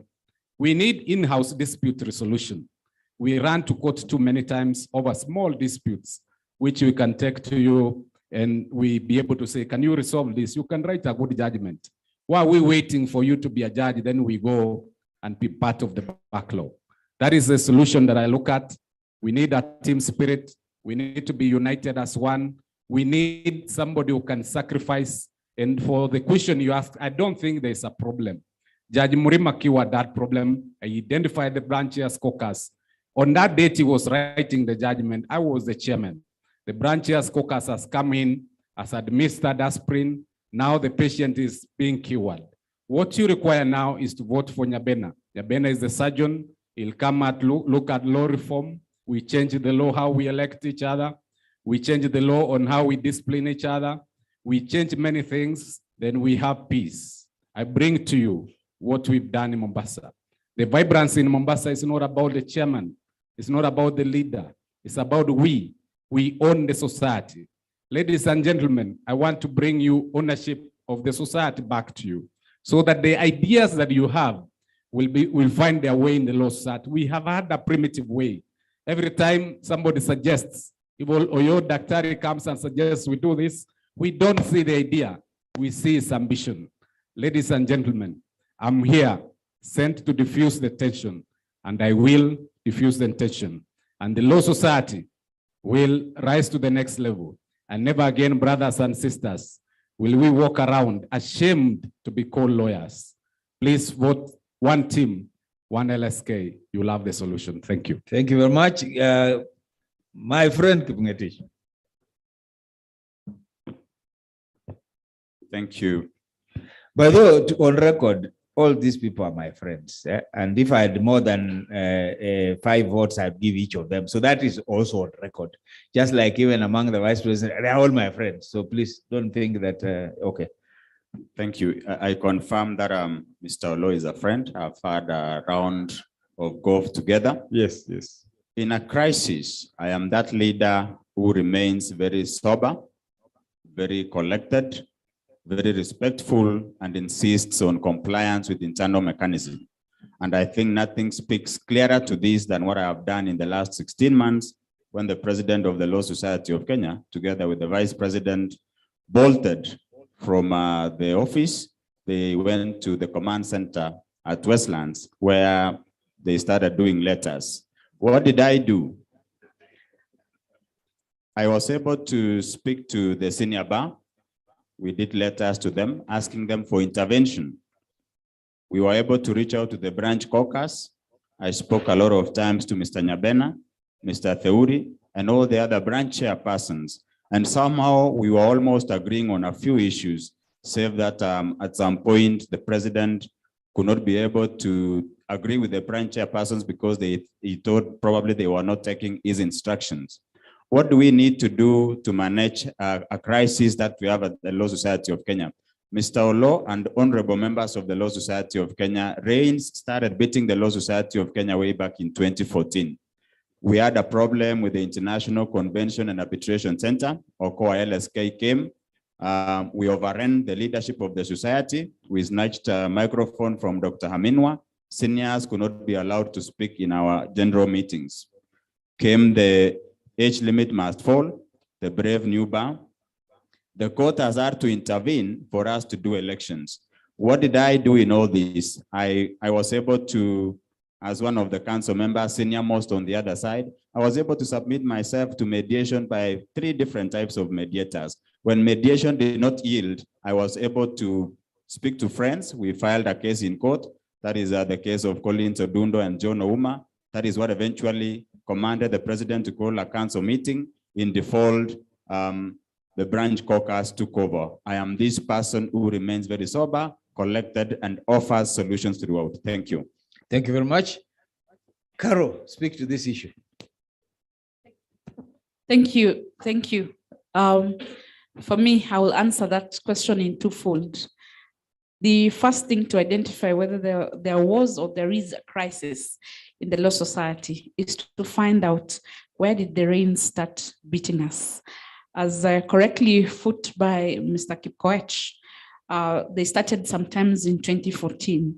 But for purposes of the council where I served as the vice president, when did the crisis start? Let's not bury our heads in the sand. We are advocates. We should lead by example. What really created this foreseen and unforeseen crisis? Accountability, transparency. The law is clear. The society must have audited accounts. There is no way the members had given us a mandate on 23rd of July 2020 to carry out a forensic audit. That is the truth. That is what split the council. I pride myself having stood on the side of accountability. So there is no adding grass, like the Kamba saying, to the fire by saying that there was no crisis. There was a crisis, but what was the basis of the crisis? If 13 individuals build a consensus not to undertake a mandate, they will defraud the society. Let's not sugarcoat issues and members and tell them, we will go and sit down 13 individuals and overlook our mandate as council. Then another crisis will blow, even if it's 4 years thereafter. So for me, there was, yes, a crisis, but the basis of the crisis was accountability and transparency in the Law Society of Kenya. That is the bottom line. That is the foundation. Way forward, the way forward is to, before I say the way forward, let me see another problem. There was another problem, communication. There was communication from east, west, and left. The first thing is to build a channel, standard forms of procedure and communication. Let communication come from one command center. We had everyone issuing statements. This is what split the council and the membership. We will be lying to members that if I win as a president, then we'll have another person and a third person issuing communication. We'll continue dividing the society. So the first thing is to build consensus with the council. If I am voted in, this is the standard working procedure for both the management and the board. I will not lie to members that I will sit down there and say, let us build consensus and defraud the society. Basically, that is what I'm hearing my colleagues saying. The other thing is not washing our dirty linen in public. As Caroline Kamende, I don't think anyone here read from me anything on social media or otherwise, any of the differences that we had. We should build consensus, embrace diversity, but at the same time, let's be truthful to members. Let's pursue our mandate. Amidst the crisis, I still performed my mandate because I had ran on welfare first. Everyone appreciates that I did my work as the vice president on the issues and agendas that I had outlined to members. Just to answer, allow me to answer, Mr. Kipkoech, because this is the third or fourth time he's saying that we ran away from council. He created a parallel council, and Justice Murima was on point, and he said there could never be, and Justice Odunga as well, there could never have been a council without the vice president and the president. Let him not feel that the side and conviction that he took was the right one or the wrong one. Okay. Let us take responsibility. On that one. Yeah, allow me to say this, Mr. Olo. Let us take individual and corporate responsibility. I undertake to build a cohesive law society. I'm a calm person. Those who know me. Thank you. Thank you. I think one thing that we can agree here is Justice Murima concluded it for us. There was no council without the president and the vice president. There was no caretaker council with the president and the vice president with some guys, and there was a problem. So that one we agreed. Nobody is clean on that one to achana nayo. So now that we want to go forward, let me pose the next issue that we want to deal with. And I want to make a statement, and you're free to disagree with it and to wrestle with it. That as lawyers and LSK in particular, we have contributed to this country a problem that is likely to manifest beyond, in the sense that the level of our disagreements in council seems to be reflected in the executive between the president and the deputy. We are heading to an election, and this election, whichever place you sit, is likely to be very difficult, and even the product is likely to be very difficult. Whether you are in Azimio, whether you are in Kenya Kwanza or One Kenya. In fact, we are yet to get to the problem. Wait until after the election and we begin to wrestle inside it. As a council that is coming into place after in preparation to this election, what issues ought to bother you, or what issues ought to bother us? What are you going to do about it? How should we be prepared as lawyers to face the various legal governance issues that are going to come during the elections, come on the election day, and come to us after the elections? That is a general governance, rule of law, and generally challenges that are coming. What are the opportunities? What are the challenges? What is LSK going to do about it? Let me start in the middle with my friend from Rift Valley. Thank you very much. Once again, my good friend, Mr. Olo. I must say that the issues you're raising are issues that are real. These are issues we are going to incur. For me, politically, I am non-aligned. I must also say that I'm well-versed with the political terrain of this country. Having contested to be a member of parliament 2013, 2017, lost and conceded defeat, though I know that the victory was stolen. Notwithstanding that, IBC is listening. Notwithstanding that, members, I must say that this country is going through a crisis. If I am elected as a president of the Law Society of Kenya, the first thing I would do is to do bonding for all council members. I would want to understand the profiles of all the council members so that moving forward, we have a unified manifesto and we agree that the Law Society is bigger than Azimio, it is bigger than Kenya Kwanza, it is bigger than Tujibebe wa Kenya, One Kenya Alliance, or any other political formation. What then happens after we've agreed on that? Once we've agreed that we are bigger because of Section 4 of the Constitution on Section 4 of LSK Act on Constitutionalism and the Rule of Law, we should be able to deal with issues of the rule of law and constitutionalism together.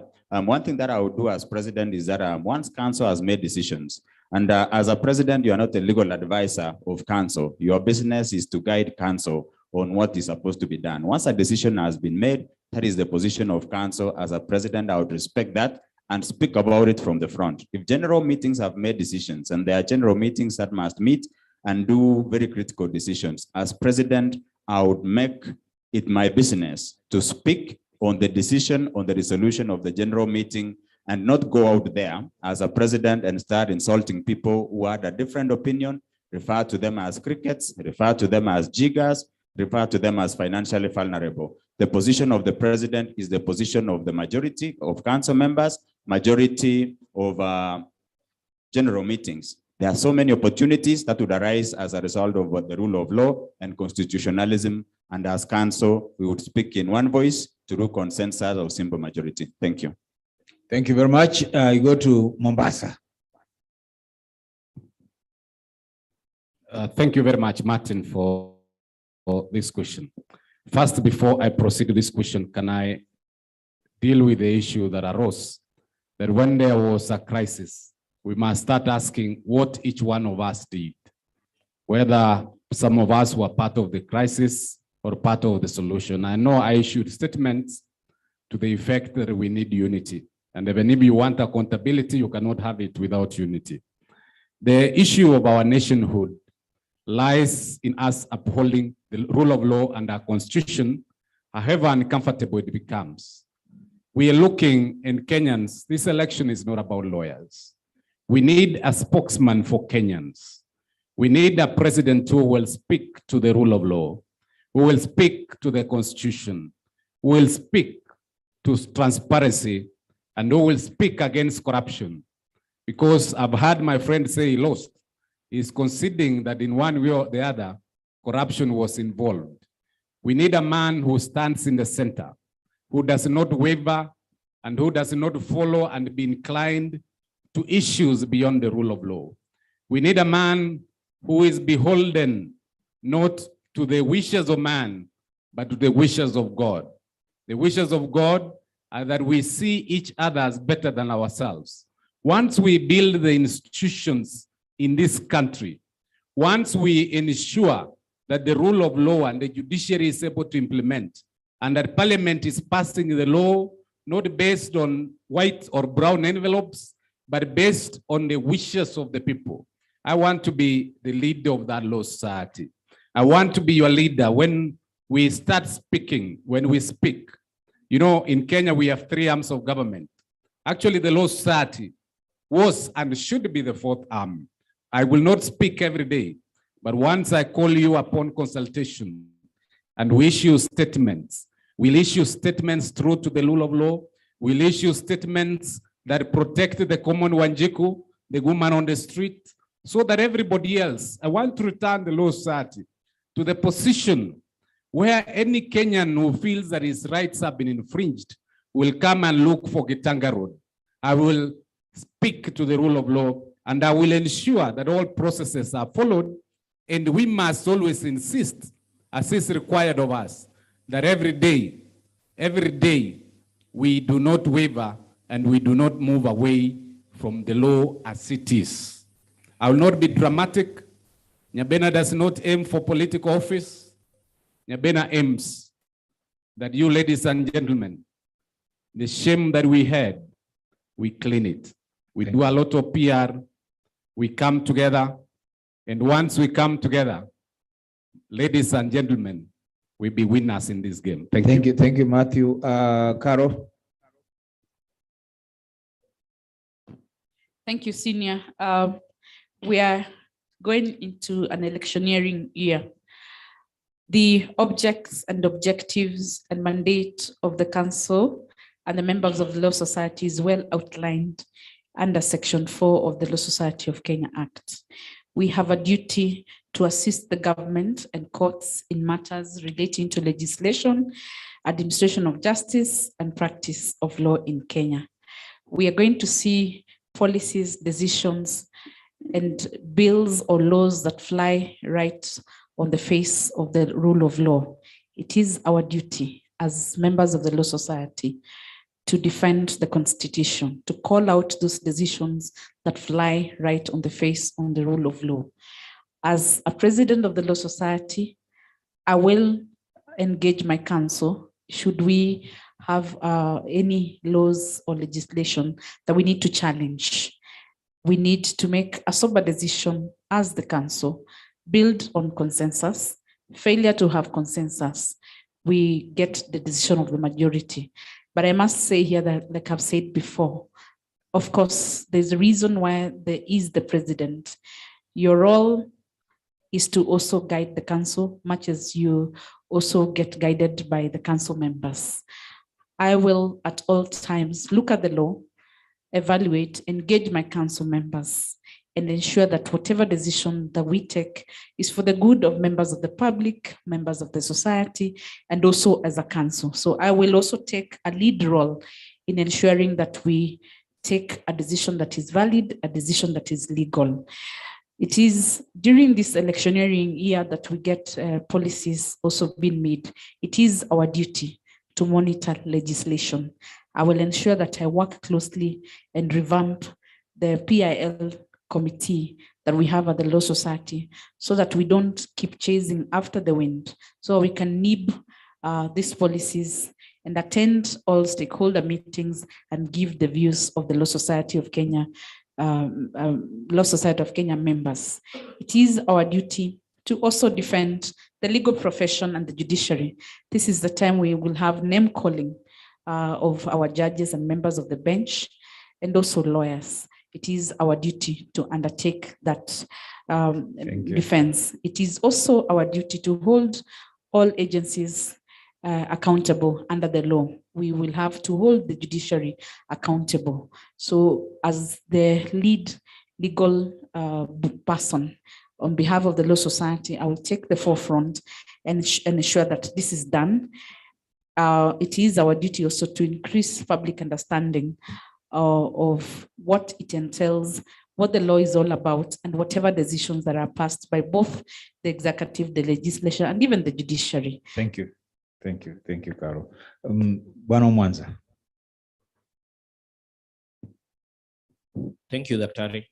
I've understood your question in two parts in terms of how do we go forward in addressing the division that has occurred in council, and number two, how do we midwife or what role do we play as the Law Society past the election and during and past? Yes, elections. during and past the election. Now, in terms of the Law Society, I think we start from the basics. Once we get elected to council, there is an induction training that it happens to council. I don't know whether it happened to the last one. We will have an induction and leadership training, not only for the council of the Law Society that you'll elect on Thursday, but for the entire leadership of the Law Society at the branch and chapter level. We get together, identify the issues that are common to us, and agree to go forward. I think that is how you start. Number two is to understand each other as council members and try to forge one united front towards tackling the issues that bedevil us. That's the first issue in terms of council. Now, in terms of outside council, and I've not heard this from my colleagues, is that the president of the Law Society is not only the president of the Law Society, he also is a president that protects public interest. And I think that is the question that you also want to know what we would do.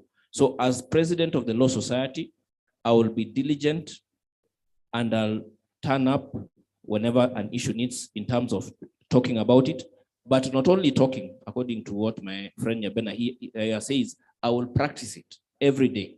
We've gone to court and challenged instances whereby members' practice have been affected, like during COVID. We have gone to court and challenged policies that have taken away advocates' work. So we have the skills in terms of not only diplomacy, but in terms of actual practice on what needs to be intervened. Now, going forward, in terms of the role we play in the larger arena, for those of us who are there in 2008, we know what happened after the election.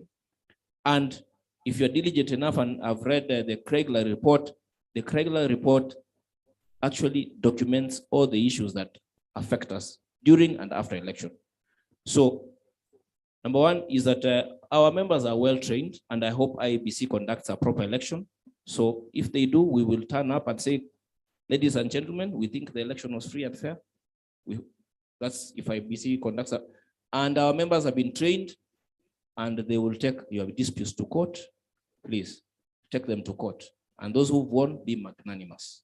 First issue on handling the election. Our members are trained and they'll take briefs. Number two, in terms of governance, we will engage at the political level. We will be able to talk I'll be able to talk as the leader of the legal profession and engage both at parliamentary level and even to the president. And as our previous leaders have demonstrated in terms of excellence, from Paul Mite to GBM and Kamau Kuria, we'll be able to talk where we need to talk, we'll back where we need to back, and we'll bite where we need to bite. Thank you, Sam. Wrap this up for us, this particular part, Eric.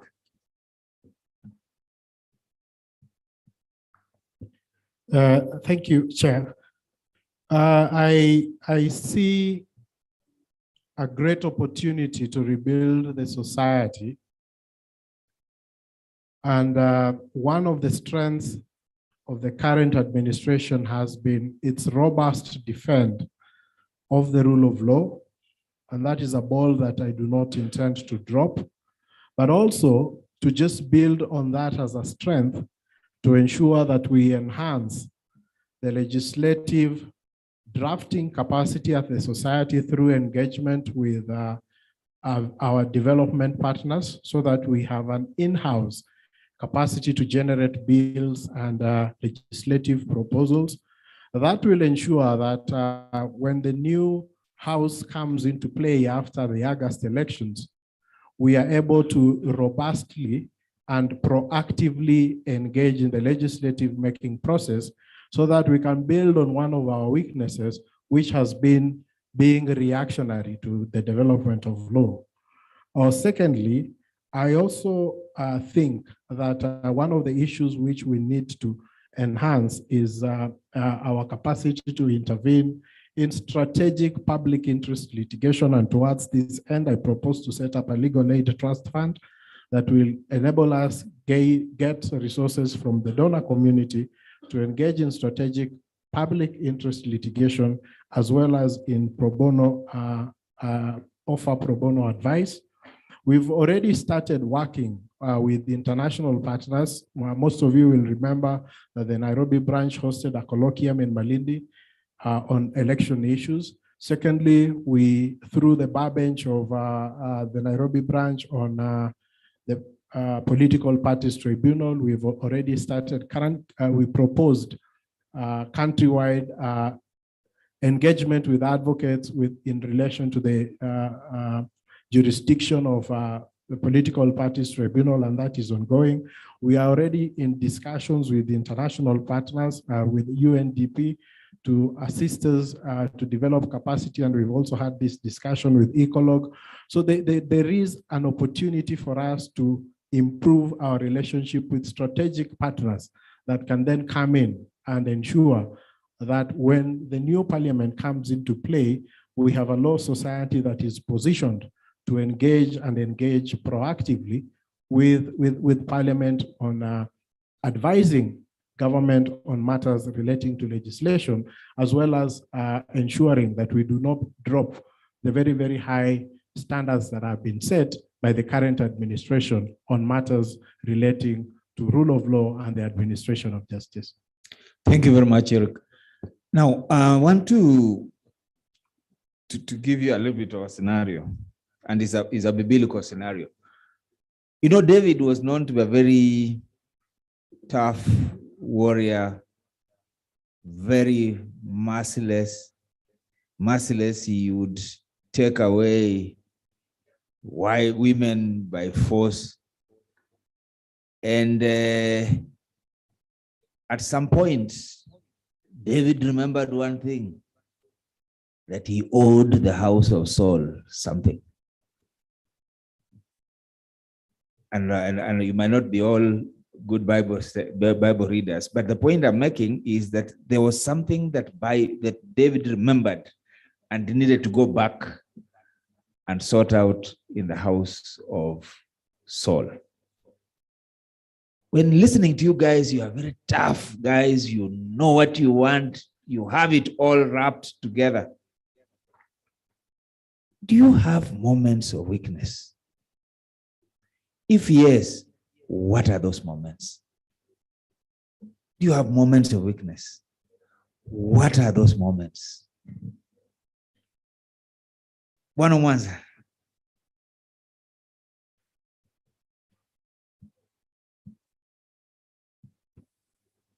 I think to and by the way, this is a point where we also want to know that you are human. We are not just these tough talking guys. We also want to test your humanity.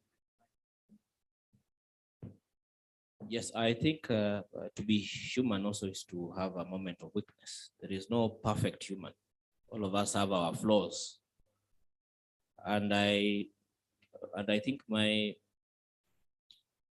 moment of weakness is I think when I lost my father, that's one of my moment of weaknesses. That was one of my lowest moments. I think practice can be pretty challenging in terms of a profession. And sometimes you don't get clients that are pleasant and they insult you. And also one of the moment of weaknesses we found in during this campaign is to have a lot of people insult us. And I'm sure all of us have faced that. And you know, even on this, you can't finish without throwing a jab at each other. Yes, but yes. Yeah. Yes, and I think the moment of weakness is a moment whereby you get hurt or you get taken aback, but you have to reflect before you answer. I think I would turn that as a strength, that even when you're at your low and a blow is thrown to you, you don't necessarily have to throw it back. Thank you. On this one, Caro, you'll come last, so please don't worry, because you know your thinking is very different from everybody else. So let's listen to the Lions first. Thank you very much, Dr. Olo and the members. I am an elder of AIC Kenya and a Sunday school teacher. So I have learned a lot to be very tolerant, but I have a number of weaknesses. One of the weaknesses that I have is that on critical decisions, I take a while to make a decision. And but when I make that decision, a lot of times I would come out very boldly about it. Last year, the judiciary in Nakuru were doing a children's service week. The time for doing the service week was indicated to be 10 in the morning. I went there as an up-country rep and as one of the senior practitioners in Nakuru. It started at about 11:30. When they gave me a chance, I lashed at the judges who were in attendance. I lashed at the magistrates and told them the backlog that is there as of today is because of the time they spend in meetings and workshops and seminars and colloquia. And I had no apologies. So I am this person who takes time to make decisions, but once I've made a decision, I'm very bold about it and I come out very strongly on the same. Number two, I don't know whether this is a weakness or a strength. If you insult me, like you call me a cricket, you call me financially vulnerable, all these manner of things, I don't respond. You've seen the number of times that somebody has been mentioning me on Twitter, Facebook. I don't have time for responding for what I consider to be pedantry. Thank you, Dr. Thank you very much. Matthew, on this one. Thank you very much for the question. I have a weakness of breaking down. I cry at times when I face issues that affect other people. When we had the case in Mombasa about children who were being disinherited, I broke down and cried. It was so painful, but I was able to recollect myself and intervene. Let me concede also that when I flew to from Mombasa, arriving at the High Court at about 7 o'clock to present the case on Waiba, when I looked at what was the threat to lawyers, I broke down and cried. These cries are a recollection that I'm all human, and I sacrifice myself many times for the benefit of others. I've also another weakness that when I decide to speak on issues, I speak out. And at times my friends say that I get possessed. I don't know. But I speak to the truth. I speak out, and some people may not understand what I'm doing. But I think it can be, depending on how you look at it, it is either a strength or a weakness of all these ladies and gentlemen here. If you check the record of it, even on the rule of law, you will find that I've spoken out. I've spoken out even as a branch here so close to power because I believed in the cause. And I will continue speaking out. I'll continue carrying my emotions. And I've been accused somewhere else that I bring emotions to the issue. It's not emotions. At times when you deal with an issue, you may possess it or it may possess you. That is my weakness. There are times I carry other people's burden too much in my heart. But I think it's also a strength, depending on which side you are sitting from. I'm looking for weakness, but then it's okay. You have explained it. Eric, it's either way. Eric, tell us. Thank you, Daktari. For a moment, I thought you were going to throw me into the deep end. Or is it to that pit where when you started talking about David, knowing that both Kipkoech and my friend Nyabena are elders in their churches. But let me see. I think I have two which I'll consider my weaknesses. That I'm always often seen as a fence sitter because I try as much as possible to build on consensus, and I am unfortunately soft-spoken. And so I'm seen as someone who is unable to take decisions. The other weakness is that I am a perfectionist. I conceive things, I plan them to the last minute detail, and often because, especially in my position as a chair, I do not implement. I will leave the implementation to the secretariat, and sometimes I see them struggling because they find it a little bit difficult to come to me again for guidance when they have a challenge, because I've sort of inspired them to try and bring out the best and achieve the best. And so they are struggling under that weight and responsibility. And sometimes I feel it for them, because when I later come to realize that there was a problem and they've been struggling with it, and then they come and I give them, this is the solution, you should have told me much earlier. I think they sort of feel like, you should be a little bit easy with us. We don't see things the way you see them. So I find it a little bit difficult, even as of today, to find that balance. But well, I think those would be what I consider to be my biggest weaknesses. Thank you, Eric. Carol. Thank you, Mr. Olo. I will not beat around the bush like my colleagues. One of my weaknesses is I can be a bit stubborn and firm in whatever belief or side I take. If my conviction is on A, I will be very rigid to change my mind. But I also know when to retreat. But I take a lot of time to evaluate, to retreat. So that is definitely one of my weaknesses. The other weakness, one of the other weaknesses. I'm a bit frank. I will tell you on your face. And the people who are here know that. If I'm not happy with, let's say, Martin Olo, I will tell you off on your face. But it will not come from another person, it will come from me and instantly. So that is a weakness. I will not sugarcoat that one by saying it's either a weakness or a positive thing, like my colleagues have said. I'm a hands-on person. That's also a weakness that can rub people the wrong way.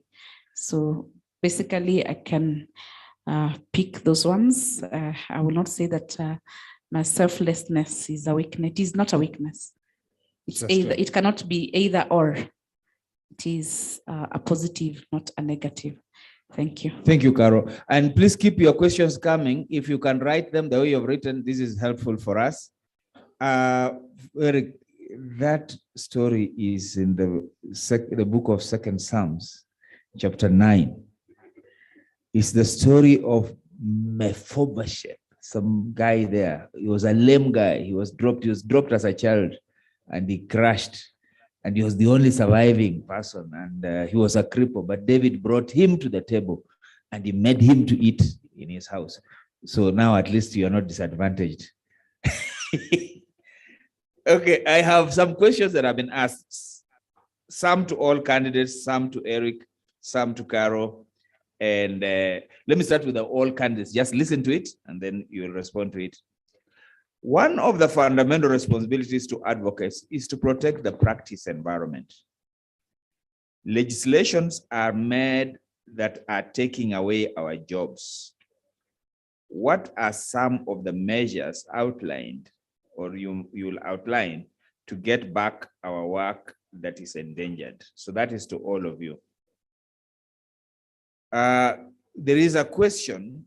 This question is for Caroline Kamende and Eric Theuri. Over the years, you have both worked with various councils, both young and old, and it is believed that these are your colleagues. But lately, you do not appear to be resentful to you appear to be resentful to those colleagues who are endorsing other candidates. Why are you taking the election so personally? And on that note, can we trust you to be impartial if elected? Carol and Eric, don't worry, you're not alone. Even I am being accused of being impartial, so don't worry. You have to know what to do. When is your mandate? Okay, Eric Theuri, when is your mandate as the chair of Nairobi branch ending? Why contest a new seat when you still have 2 months remaining? Eric Theuri, why not account for the money you collected from the LSK car park in Nairobi? Now, as I'm reading, I'm sure Eric has answers to these things. Caroline, you admit there was a crisis and that you did not do anything to address it together with the president. What solution do you offer when you are part of the problem? Umanza, you filed all the cases that LSK president and vice president had an interest in. What role did you play in creating the crisis we are addressing now? Am I reading properly? Yeah, I think those are the questions. Now, what you do is, because they are asked specifically, but I will start, Carol, you've had your questions, then anybody with a comment, you can comment until you come here. So pick them as they come. Yeah, but again, 3 minutes. You don't have to be exhaustive, just 3 minutes, and then after that. Yeah. Thank you. I'll start with the general question to all of us. Protect practice environment. That is my agenda number 1. How do we protect practice environment? Like I said earlier, most of these rules and regulations and directives that aim at taking away our work usually are publicized. So one of the measures is to ensure that we attend all those stakeholder forums and give our views.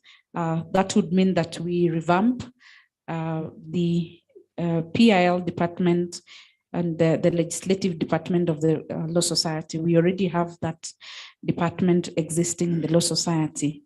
How do we also ensure that we come out and protect our environment, our practice environments? We make sure that we monitor this, some of this legislation and policies that come out. The other one is to ensure we have engagement with the relevant authorities. You all know that there are usually directives that come from the Attorney General that affect our practice environment. But above all, I think monitoring legislation to ensure that before any rules and are passed or bills go to Parliament, we have pointed out where our work has been constricted, like had happened in the small claims matter. On the resentfulness, I think this is quite a personal question. I am an impartial person. I would want any member of the Law Society to say that they reached out to me on an issue. And I have failed to take it up as Caroline Kamende, the Vice President of the Law Society of Kenya. Despite and apart from social life, I have undertaken my mandate as Caroline Kamende, the elected Nairobi representative, the elected Vice President impartially.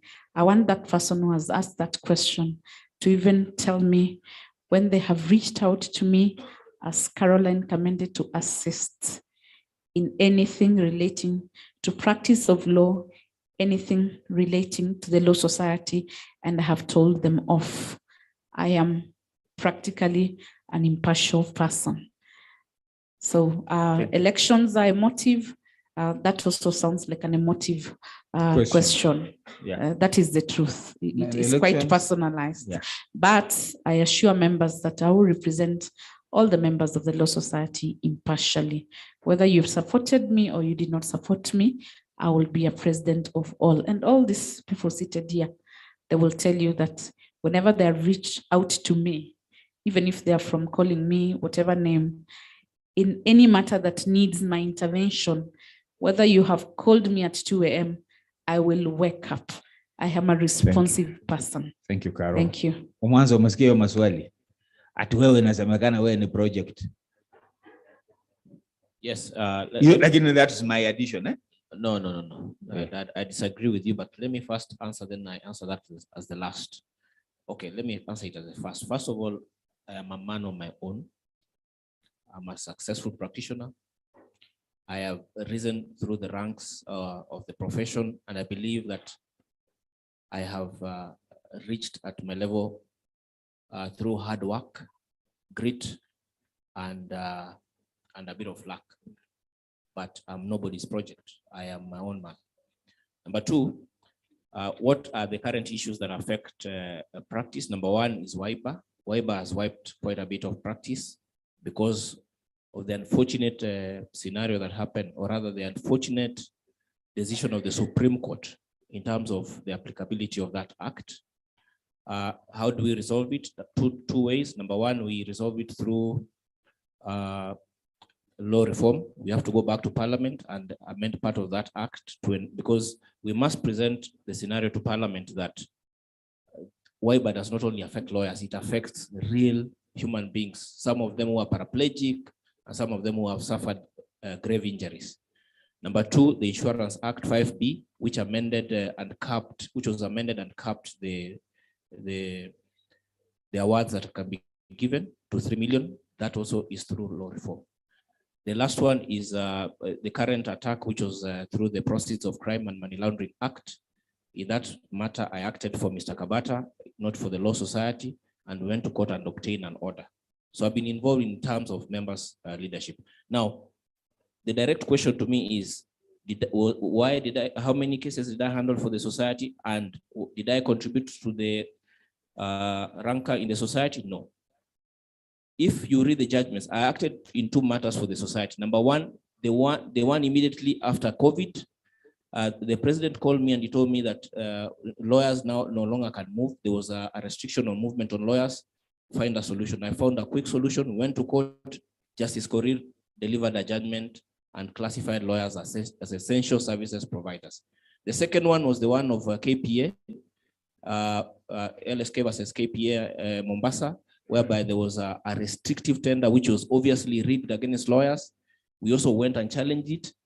And in both cases, you'd see that the person who swore the affidavit was Mercy Wambua, the CEO of the Law Society. So Mercy is the one who issued the instructions from the president. She's the one who swore the affidavit. And for all of us who understand company law, I did not have the right to question that. I've also been, for the information of members and everybody who's here, I've been instructed by presidents beyond Harvey. Okero instructed me when he was president. I appeared for the society as an amicus. Chairman Theuri has instructed me. I have challenged the decision by cabinet to restrict lawyers from bidding work in corporate, the corporate sector, from the corporate sector that are related to government. So I've been instructed with the chair. I've been instructed with various presidents, and I believe the reason I'm instructed is because I'm good in my craft and I deliver. I've not been given a brief. I think you have answered the question. Yes. And you have discharged yourself properly. Okay. Yes. Thank you. Barangetich. Thank you very much, Dr. I confirm we gave Mr. Omwansa 2 cases to handle, the one on essential service provider and another one. When I become president, I will also give him an opportunity to continue representing the society. But when he becomes president, he should not continue going to court. Yes. He should give others instructions. I will not do cases as president. I will also vote for him to be the vice chair of public interest litigation so that he learns the ropes of leadership at the Law Society. What are the threats in our practice? I identify 3. Legislation is one of them. We need to revamp the PIL committee. We need also to revamp the directorate on public interest litigation and bring in donors so that we are able to monitor. As it is today, the society cannot do it because you only have 2 staff members who are working full-time. We have the problem of courts. We are in a country where judges and magistrates in this country attend workshops, seminars, and colloquia like emergencies, like La Nina, like El Nino, like cyclones, Hurricane Katrina. This is something we need to stop. And I filed the case of Elfis Odira Nanda versus JSC, where Justice Macau says judicial calendar should be circulated so that it's harmonized with judicial diaries. Number 3, we have administrative actions like what is happening now at the lands. The Afisasa application, which has grounded conveyancing. We need to re-engage. If I become president, I will need to re-engage the CS for lands. If there is no result, if there are no fruits, probably we need to litigate on this issue. Finally, as a president of the Law Society, I would want to engage and dialogue more with the Attorney General so that on various issues, we are given more time to do memoranda, to engage and ensure that our practice areas are not overtaken by adverse legislation. Thank you, Dr. Thank you, Olo. thank you. Yes, Martin. On my part, I have a history of protecting the practice environment. When Work Injury Benefits Act came into force, Mombasa was very quick under my leadership. We filed a case which we won. I must report that that case is coming up on appeal sometime in March this month. I've been working on it as I do the campaign. We came to the Supreme Court to try and intervene because of foresight. When the Small Claims Courts Act was passed, which barred lawyers from appearing for cases now between 0 to 1 million, we in Council of Mombasa Law Society decided to file a case. And as a consequence of that case, the law was changed to allow lawyers to appear. So this is somebody who has already identified. I know the problem. We politic about audits. We politic about which council A and B. In the meantime, legislation is being passed. Right now, it is to my knowledge that there is a proposal even to take away what we call running down by creating a fund run by government to be able to do that compensation. Nobody is following up until we have an act, and we are very proud of going to court and dealing with it. Ladies and gentlemen, I tried a lot to bring unity in the Law Society. There is a proxy of possibly some of my competitors here who has been accusing me of having been against audit. Facts are stubborn. I've waited to see any statement Nyabena issued saying that you should not do an audit. What is alleged that I said was there to preside over the audit is very simple. I realized that the council headed by some of us here were divided. And what I called our president, whom I respect so much, I told him, you cannot do an audit if you are divided, because from whom does the auditor take instructions? I proposed that if you have failed, can you call an AGM of members? Let members appoint an ad hoc independent committee to do that audit as you politic. If you remember also, in the SGM that we came up with, the agenda number 11, if I'm not wrong, was saying, let's have an ad hoc committee, and agenda number 13 was saying that let's have the audit. If you attended the SGM, which was conducted by the branches caucus, where I was vice chairman, having stepped down from chairmanship, we brought this motion. Members, you have memory. Remember which persons or members of the Law Society were saying, hold on. Let me assure you members today, with hindsight, I have a feeling that actually some people in council didn't want this audit. Some people in council wanted publicity based on audit. So they had to delay it for as long as possible. Ladies and gentlemen, I'll put it out very clear that if you elect me, the first agenda is to continue with the audit that has been ordered. We get it behind our back. We cannot be told about accountability, even the responsibility of council members to tell us how much money was stolen. If you want an audit done, I left 10 million shillings in the LSK Coast Branch account out of 3 million disbursement per month.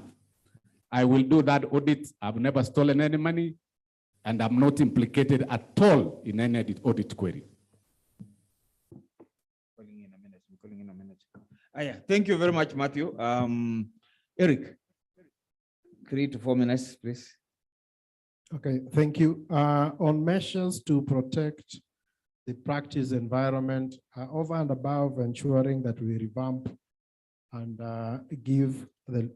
ensure that our secretariat has legislative drafting capacity, I also propose to set up the sector bars so that we will be having sector bars dealing with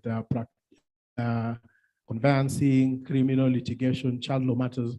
So whenever you have a piece of legislation that touches on a particular area of practice, we then, instead of issuing a general email to the membership as we do now, we'll be doing 2 emails, one to the general membership calling for interest, and secondly to the respective either committee or sector bar, so that it can give us comments on that legislation, and then the comments can then be properly drafted by our internal capacity, by our internal drafters, so that we are able to ensure that we give substantial and proactive contribution towards the issues that will be dealt with. That way we would have the capacity to be able to intervene even when legislation is against us. On the question of resentfulness, I'm not so sure whether this was really directed at me, because you all remember when I was vying for the leadership of the Nairobi branch, and we had a debate at the Lawyers Hub, and the other candidate then alleged that I did not have a practicing certificate. But when I won, unlike what happened elsewhere, where those who disagreed with the team that got into office were all removed from committees, and the committees were only given to people who appeared to have supported the regime that got into power. Unlike that regime, I actually worked with Paula as the convener of the criminal. We worked with her as the convener of the the civil bar bench, the Milimani civil bar bench. So if I was a resentful person and that was a comment that really hurt me, I would have taken it out on her, but I did not. And I am still friends with a lot of people here who are not supporting me and are supporting other people, because for me, this is really just a contest of ideas and it is not, it doesn't mean anything if somebody does not support me. It's not about friendship. We do not elect leaders to the society on the basis of friendship, but rather on the basis of their ability to deliver. And if somebody believes that somebody else has a better ability to deliver than myself, then so be it, because all these ladies and gentlemen here are eminently qualified to be president. It's just that I believe I hold superior qualifications. As for the branch mandate as a chair, of course, the person who asked the question knows exactly how many months is remaining. 2 months. 2 months. But it's not the first time this is happening. Kanjama ran when he was still in office. And when I win, I will just resign from office and take over the leadership of the council. So there's really nothing wrong with that. In fact, if anything, it is the record of my leadership at the Nairobi branch that should actually compel you to vote for me as a president of the Law Society. So on the last question is on the car park. This, of course, relates to the period when I managed it, 2013, 2014, 2015. The accounts for the Law Society, which took into account the proceeds that were remitted for those particular years, were presented before the membership in the annual general meeting. There were no questions asked then. The accounts were adopted. And when the membership was passing the resolution to conduct a forensic audit, no one raised any question as that, and it is not an item that is subject to the forensic audit. So this is just, a campaign, smear campaign. When I was running for Nairobi branch president, Nairobi branch chair, these allegations never came up. So they are coming up now just to tarnish my reputation. And of course, because I have demonstrated a very good track record of leadership, it is intended just to tarnish and bring me down. But I think we probably just need to agree in this campaign that we will compete on the basis of the ideas that parties have, as opposed to smear campaigns and propaganda. Thank you, Eric. I think that these things come up. Whenever you offer yourself for leadership, expect that some things will be thrown at you. So do not take it personally. And also for us, we've heard that these people are also human. They actually cry. So if you hurt them, they'll also cry. You've heard that. So please don't think that this is just, they look macho here, tough talking, but generally they're human and they also cry. And then I want to tell them something, and it's a part of my confession, because when I realized that my friends in the council were not listening to me, Ngetich and Carol, I was one of the people who approached these caucus, and I told them to take up leadership. And I'm so glad that you did. Because, and I also want to tell you that we now have a route through the caucus. So, so we have a route. So you have to make it work when you get there. Otherwise, if you don't, let me invite my friend Felix to run the rest of this, take some of those questions, and then see how we can wind this down. Thank you, Felix.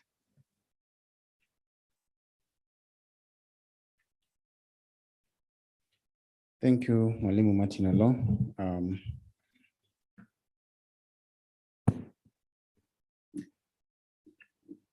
My friend and the self-confessed supreme leader of the OB, Ran Ochiba, tells me that he's itching to crack a joke. Mr. Leader, we are just about to call you in a short while, but to the candidates, I have a statement from Ms. Harriet Njokimboshe, who says, "Thank you very much, senior colleagues. I wish you the very best in your campaigns." And then Mr. Oyo Daktari, who works very closely with the supreme leader of OB, asks a question that when all else is said and done, what do you want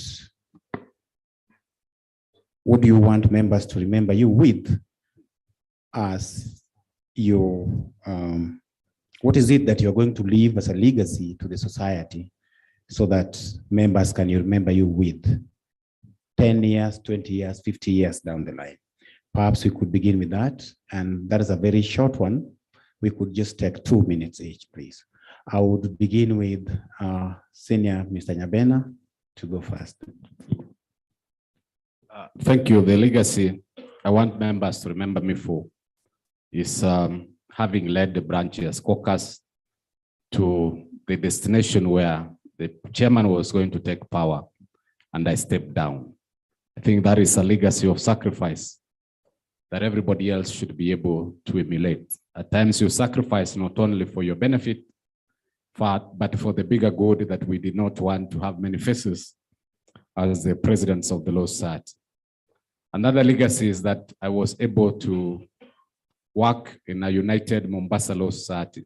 I'm very proud usually of Mombasa Law Society, and I've walked through many offices.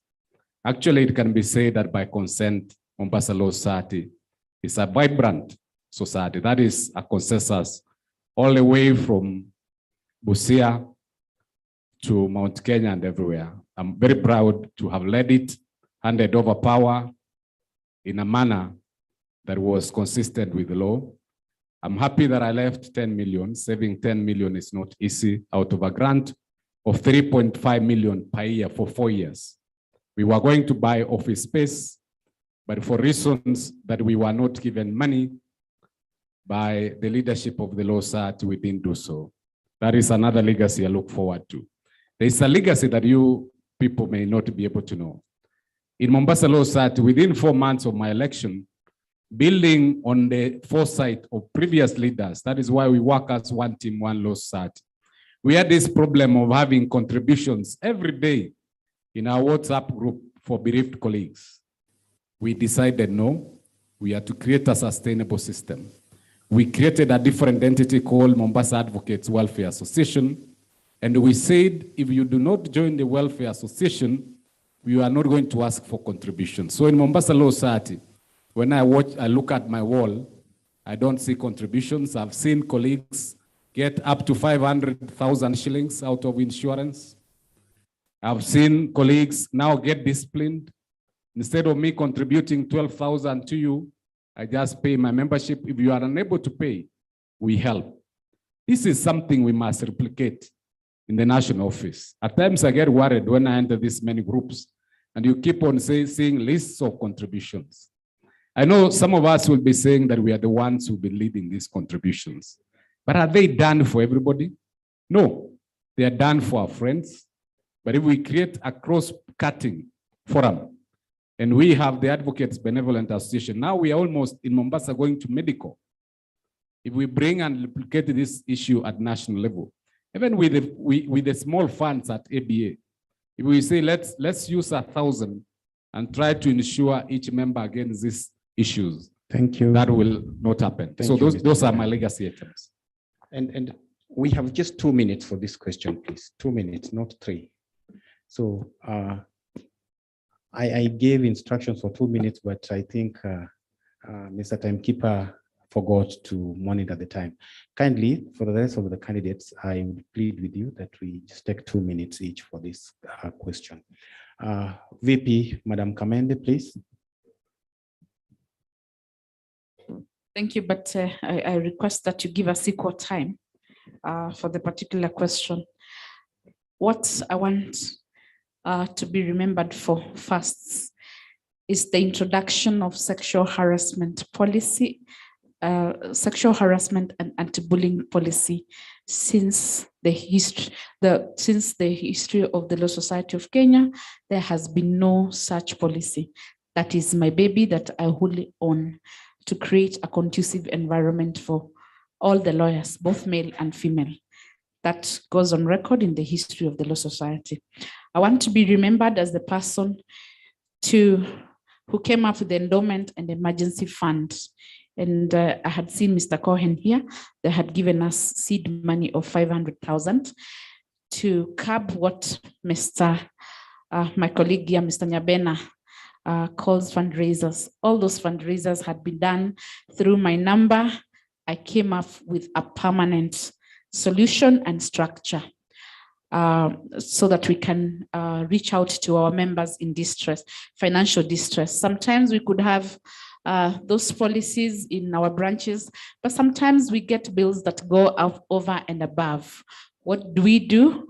We have to reach out to colleagues. So Mr. Nyabena, as much as we don't want these contributions, they will come sometimes when the money is not enough. I will go down to the history of the Law Society of Kenya as the person who introduced 9 free toll lines in 8 branches at the national office. Any member in distress in this country over the last 2 years has had a chance to reach out. Any member who has reached out through those free toll lines, the end game and the end result has been my number. And there's no member who, out of the 19,000 members, who has been stranded because of my initiative to have free toll lines. I'm finishing. I go down in the history of the Law Society as the person who introduced care packages during the COVID-19. I will continue to do that. Mr. Moderator, I request that you give us equal time. You give Nyabena more time. Please allow me just to finish. I go down in the history of the Law Society for starting a conversation. I have started a conversation on transparency and accountability. All these flyers of candidates, even my opponents here are speaking about accountability and transparency. That is a conversation begun and started by Caroline Kamende Daudi. I will go down in history for starting a third limb of the role of the vice president, as Akusala had said during the Mombasa debate, welfare fasts. I have been the champion of welfare in this Law Society. There is no single member out of the 19,000 Law Society that can say that I have not been responsive. If for anything, I'll go down as a person who has been present, have been a present vice president in bad and good times. Thanks so Finally, much. just allow me to say this. Thanks, BP. Thanks, BP, please. You had 3 minutes, like Mr. Nyabena, kindly, so that we are able to deal with all the other candidates kindly. Please, let's just have it at that. Thank you. Mr. Theuri, please.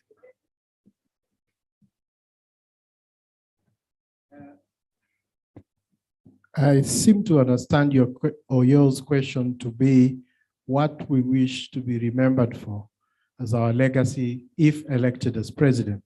And for me, the legacy that I want to leave is one of a robust defense and champion for the rule of law, a society that has supported the capacity and built the capacity of branches to intervene on practice and welfare issues, and a society that has a well-defined business development plan that seeks to diversify the income revenue streams to the society so that we can win the society's reliance on CPD and PC practicing fees, diversify the revenue streams, increase the revenue that comes into the society to be able to offer and cushion members of the society from high CPD fees, from practicing certificate fees, and to be able to have a society that is responsive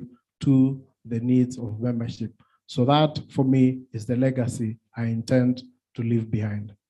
Thank you so much, Chairman Theuri. Mr. Mwanza, please, your take. I also believe that the question was addressed about on what we intend to be remembered for at the end of the 2 years after service to council. Yes. I want to be remembered as that man who came to the arena at moments of great tumult and embraced the challenges that faced the society And those challenges, I see them as four. Number one is unity of purpose. That's a governance structure. Number two is corporate governance in terms of organizing corporate governance and having strong structures in the law society. Number three is about dealing with issues that stifle our practice areas and our practice spaces. And number four, I would hope to convince members, and this is very important, I would hope to convince members to take the challenge and build in Gitanga Road. We've had this discussion for the last 20 years. And if I can put the foundation stone, the first foundation stone, and then I leave office, I would like that to be my legacy. So that at the end of the day, upon my death, I will be remembered in my epitaph as that man who did not fail the law society. Thank you. Thank you so much. And finally, Mr. Kipngetich. Thank you, Dr. Odhiambo. As the youngest but the most experienced candidate, I want to be remembered for 5 things. Number one, as a chair of the Rift Valley Law Society who served as an associate and retired in his 6th year of practice peacefully. Number two, as a council member in the 2020-2022 council who stood against blackmail, intimidation. When no electricity was paid, no internet was paid, I reached out to senior colleagues who intervened and the society continued. I want to be remembered as a president who reduced CPD fees from 1,500 to 1,000 within 1 month, who waived the certificate of good standing from 2,000 to 0, as a president who opened up the accounts of the society and circulated abridged cash flows of the society every month with any expenditure above 500,000 attached to a name of the person who received the money and who has expended the same. Thank you. Thank you so much. I have a question here. Actually, it's a question that relates to in-house counsel and to our colleagues who are in the public sector, especially state counsel and prosecution counsel. And these members are asking, what plans do you people have for our colleagues who are in-house practitioners, as well as those who are in the public sector, and more so, who don't take out PC, the DPP, the ODPP, as well as state law office. Thank you. And I think I would request that on this one, please, let's just do a minute. It shouldn't be a lot of time. Thanks. Yes, VP, please. Thank you. I think when we give these manifestos, we forget about in-house counsel, yet they're part and parcel of our members. I think I would open up the flow and the engagement between the council and in-house advocates. I think we do not reach out to them to find out how they are, and we do not involve them in the Law Society of Kenya and activities. That will be my mandate, to reach out to them and ensure that they participate in our engagements. The other thing is that I would need to pursue, there's a pending case on non-practicing allowance on behalf of the in-house advocates. I would also want to relook at the law where we curtail some of their rights, like vying and voting, as recently happened in one of the decisions. So that is something that I think we need to look at as the Law Society of Kenya. I think section 12, all the way to 15 of the Advocates Act. Thank you. Thanks so much, VP. Mr. Ngetich, please. Thank you very much again, Dr. Odhiambo. 3 things that I think we need to do for our in-house colleagues. Number one, we need to engage them more through the in-house council committee and get robust feedback from them. Number two, the issue which has been dealt with in the case of Erastus Gitonga versus NEMA on non-practicing allowance needs to be pushed. We need to engage the respective offices of the ODPP, AG, county governments, especially county governments which have refused to pay them the non-practicing allowance. And number 3, which I think is very fundamental and can be done without any legislative intervention, we need to relook our search engine, which categorizes judicial officers, state counsel from the AG or DPP as inactive or dormant. I would want to push this. We had started deliberations with the Attorney General. We ensure that the search engine of the Law Society captures them as judges, magistrates, state counsel with the AG, with the ODPP, or any other such designation which they carry. Thank you. Thank you. Senior Nyabena, please. I propose that in-house counsels be involved. I will ensure that they have equal standing to be conferred with the rank of senior counsel, to be able to sit on boards. When we get board positions, we usually look at practicing lawyers. I want to create a diaspora wing of the Law Society of Kenya. There are many of our colleagues outside the country whom we can tap as linkages to help us. I want to be able to review, and this is drastic. If I'm taking a practicing certificate, I need to go to court. What about a lawyer who says, yes, I want to pay subscription, but I do not want to go to court? To me, I look at reforming the law to ensure that that lawyer can pay only subscription. So it doesn't have to get a practicing certificate. If you want to practice, we give you a practicing certificate. If you are paid subscription, if nomination comes to the board, you should be able to do so. I remember I met a good colleague who said, I'm interested in this, I have all the qualifications, but why should I be forced to pay 20,000? That will bring more inclusivity. Thank you so much, Senior Nyabena. Chairman Theory.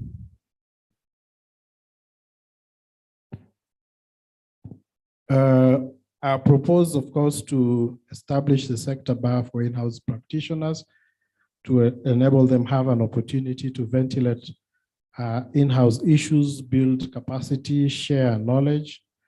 I also propose to dialogue with SRC so that we can ensure that there is the implementation of the circular on harmonization of non-payment of payment of non-practicing allowance, because there's already a circular to that, so that we ensure that it is implemented across board.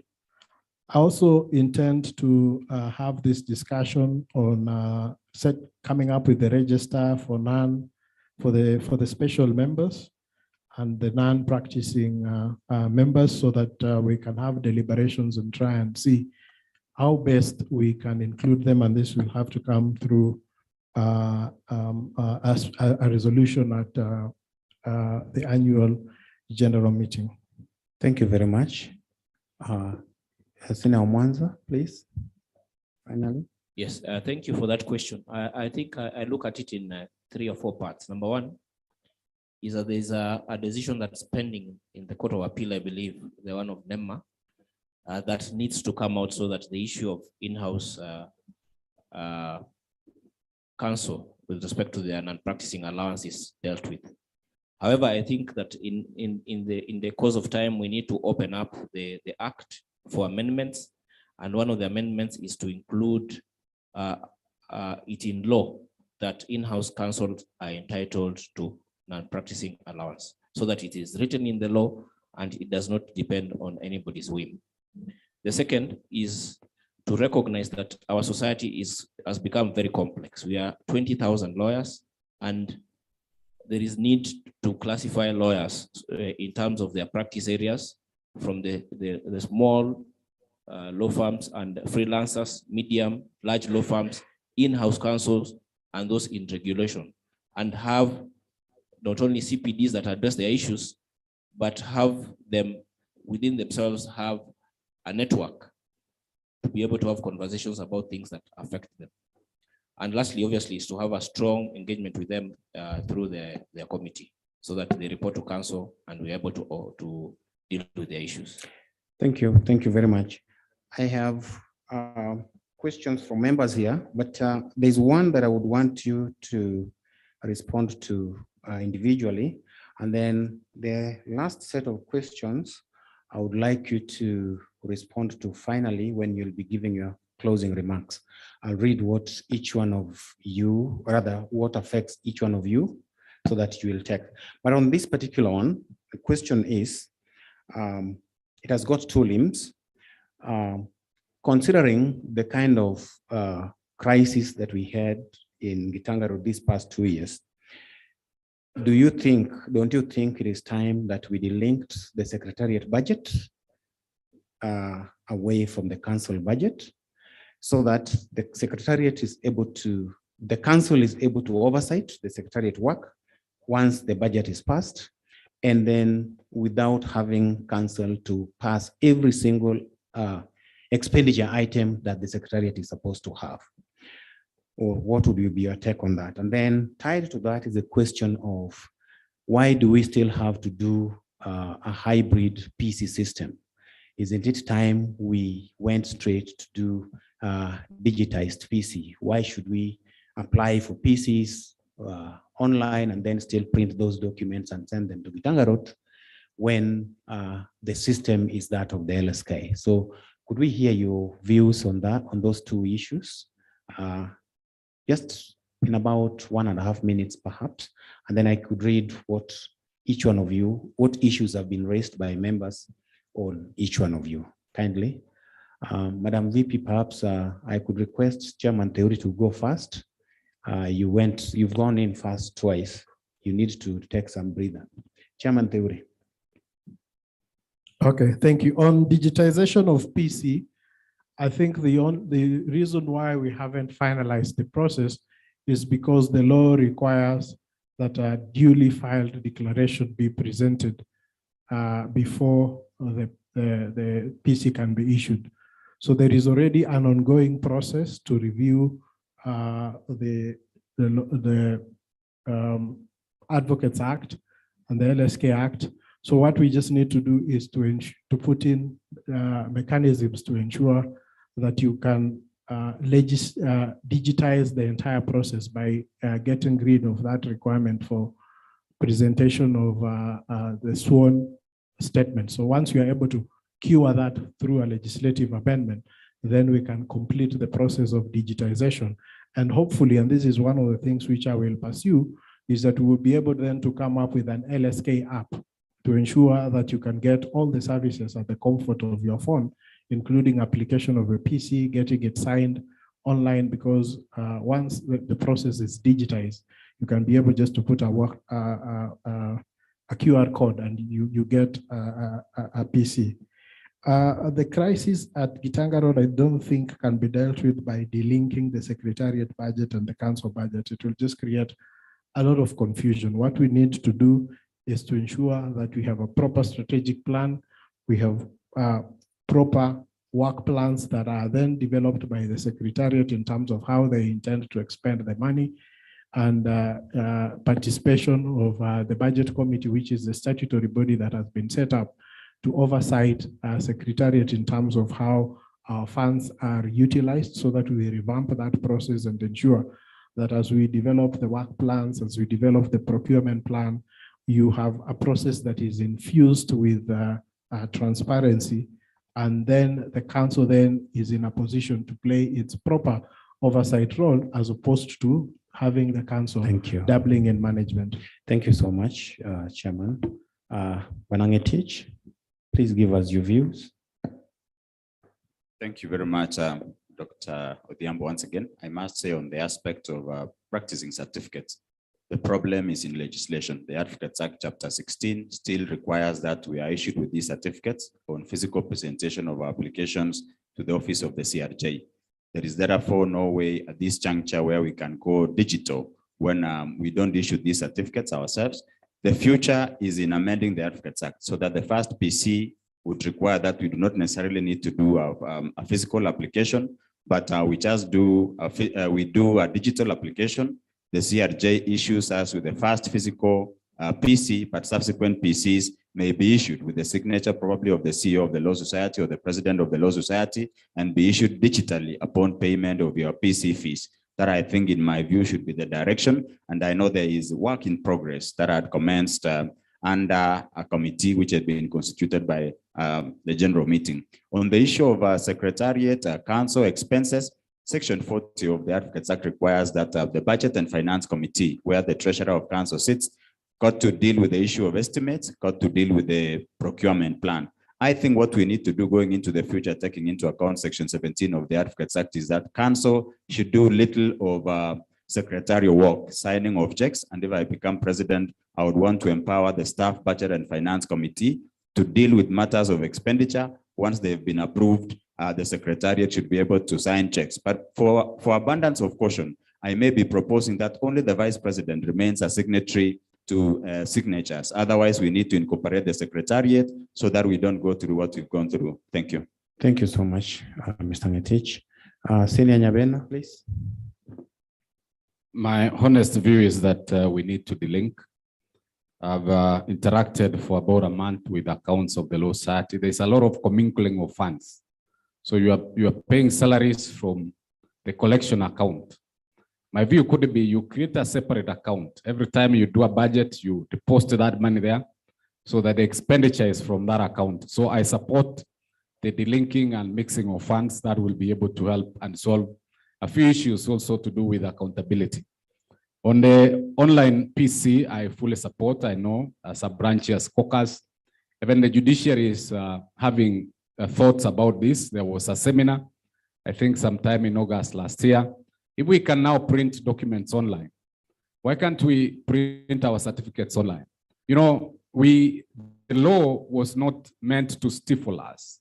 We must interpret that law in a manner that allows us to move forward. Even the e-filing and the e-hearings, did we have to amend the law? I believe within the current system, we should be able to change the way we do it. And in addition, you know, I'm the only candidate who has said that henceforth you'll have a customer relationship officer from the Law Society of Kenya. And once you elect me, you never need to walk to Gitanga Road to go and collect your PC. Law Society of Kenya should deliver it. It's only in Law Society where you pay money and they tell you come and collect the receipt. We must change that, make you the superior, and you'll be served by the Law Society of Kenya Secretariat. Thank you. Thank you so much, Nyabena. Senior Mwanza Umbati, please. Yes, on the first issue about delinking the accounts of the council and the Law Society, I don't think that's possible because in the Act, the Act talks about committed funds and those that are available. So for you to do that, then for you to change that, you must amend the law. I think the solution lies in having a proper corporate governance structure in terms of how funds are expended and the roles of each member, either in secretariat or council. And for the information of members, the strategic plan for the Law Society expired, I think sometimes in September last year. So we need a proper and a new strategic plan that projects maybe for the next 5 or 10 years. Secondly, we need a procurement plan. We do not have that. So the solution lies in having strong mechanisms that are institutionalized. That's number one. Number two, on the question of digitizing the issuance of practicing certificates, I wish to disagree with all my colleagues here, because for the first time, it's been demonstrated that if there's a disagreement in council, either by the president or the CEO, then you would be affected. If you give that power to issue the PC to any of them, then you give a lot of power to either the CEO or the president.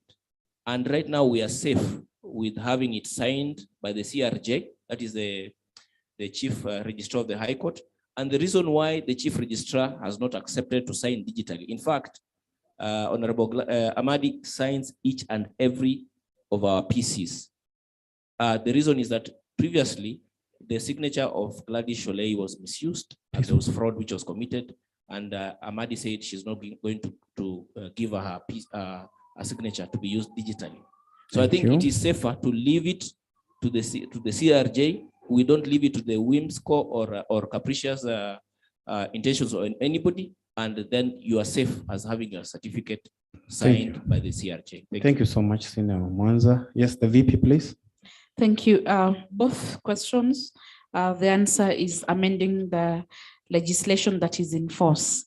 There is a reason why it is the CRJ who signs. The reason is because the role of advocates is kept by the office of the CRJ. But if we have to digitize, then we have to amend the CAF 16, that is the Advocates Act, that will do away with the physical presentation of the declarations. But for me, we have to go slow on that, because then again, we may attract quacks because we do not have access to everyday access to the role of advocates as kept by the CRJ. I'm aware that they counter check whenever we make applications, and that is why we make applications for exemption through the Office of the Registrar. It's something we need to think about, because also there is the other aspect of giving undertakings through indemnities, and also the certificate from accountants. How will we deal with that one? The issue of delinking expenditure, then we have to amend Regulation 48 that says that the Secretariat may hold an imprest for such amount of money as may be approved and allowed by the Council from time to time. And then 48.3 regulation that says no expenditure shall be incurred unless it has been approved by Council in an annual or supplementary budget estimate of the society. If you ask me, having been a signatory, I think what we need to put in place are standard operating procedures, but not to delink the expenditures. The council is the policy making. We get identification of the needs of each particular department. We make the decision, and allow the secretary to implement. So unless we amend Regulation 48, then that expenditure is still tied to approval of council, but I think it is safer that way. Thank you, VP. Now, very quickly, these are the issues that are coming from the members. I would merge the issues because a number of them overlap.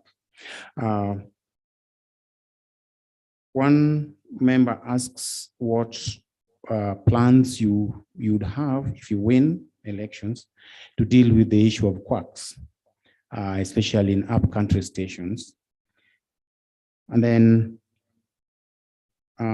Senior Mwanza, a member asks that you've been seen endorsing candidates left, right, and center. Does that mean if people other than the candidates whom you endorse to win, then you are not going to be in a position to have a harmonious working relationship with them in council, so that we end up in a situation such as what we are in now. We have had rather in the last 2 years. Then a question that is directed to the VP and Mr. Ngetich is with regard to how you intend to work differently in council if elected, given that you have not been able to do so well in the past 2 years. Then questions that are directed to the VP tie on the question of one, the payment of salaries to individuals who are not employees of the society, and the fact that your failure to sign checks literally made this the Secretariat operations grind to a halt. So, and then a member here asks what plans each one of you has in terms of devolution, strengthening the devolution, so that 20,000 members should not be served from Gitanga Road, just like it was intended in 1995 or thereabouts when the society bought the premises. What plans do you have? So this I would propose that you take as you make your final remarks, so that we wind down on this night's debate. I want to believe that we do not have any other questions from the floor, so that this is all that we have, so that we can wind down the debate. Senior Mwanza, please, you go in first on this. Thank you. Yes, I accept that I have expressed my view about two candidates who are running for office. As one, Linda Kiome, and I think she's an excellent addition. She'll bring a value addition to the Law Society because she's demonstrated leadership in our moments of crisis.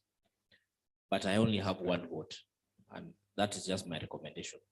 The members will still have to make their choice. And also for the young man Githaiga from Eldoret, he's also been an exceptional person, and I think he'll also add value. However, I would accept, if elected, any leader that is elected by members, and I would work with any of them. In terms of devolution, I agree that devolution needs to be strengthened, not only at branch level, but also at chapter level. And also there are certain chapters that have grown beyond 2014 that need now to be upgraded to the branch level. I think I have a case in point, maybe Thika, combined with the Kiambu and Ruiru, and maybe Eldoret. So I would propose that the branches are strengthened and they are given more clearer roles in terms of what they play for welfare, maybe public interest litigation, and practice areas. In terms of handling quacks, my proposal is to amend the act and allow special prosecutors by LSK. This has happened with the KRA or the standards committee of KBS, so that we do not need now to go to the police to prosecute quacks, because the largest impediment in dealing with quacks, I'm just concluding, the largest impediment in dealing with quacks is handling, taking our complaints to the police, and they get compromised. And I think this is something that is doable through amendment of the act. Thank you. Actually, I'd wanted to inform you that you need to make your final remarks as well. Yes, my final remarks is as follows. Of the candidates who have here, if you add their years to the society, they've served one role or another for the last 28 years, and they come dressed in new sheepskin or purporting to offer solutions, and there are no solutions that they offer that they have not done for the last 28 years. I have the clearest vision. You've seen my agenda, and I ask that you elect me as your president, and I will be that man who will be in the arena, and I will endeavor not to disappoint you. Thank you. Thank you so much, Senior Mwanza Umbati. We thank you so much for your time. Chairman Theory.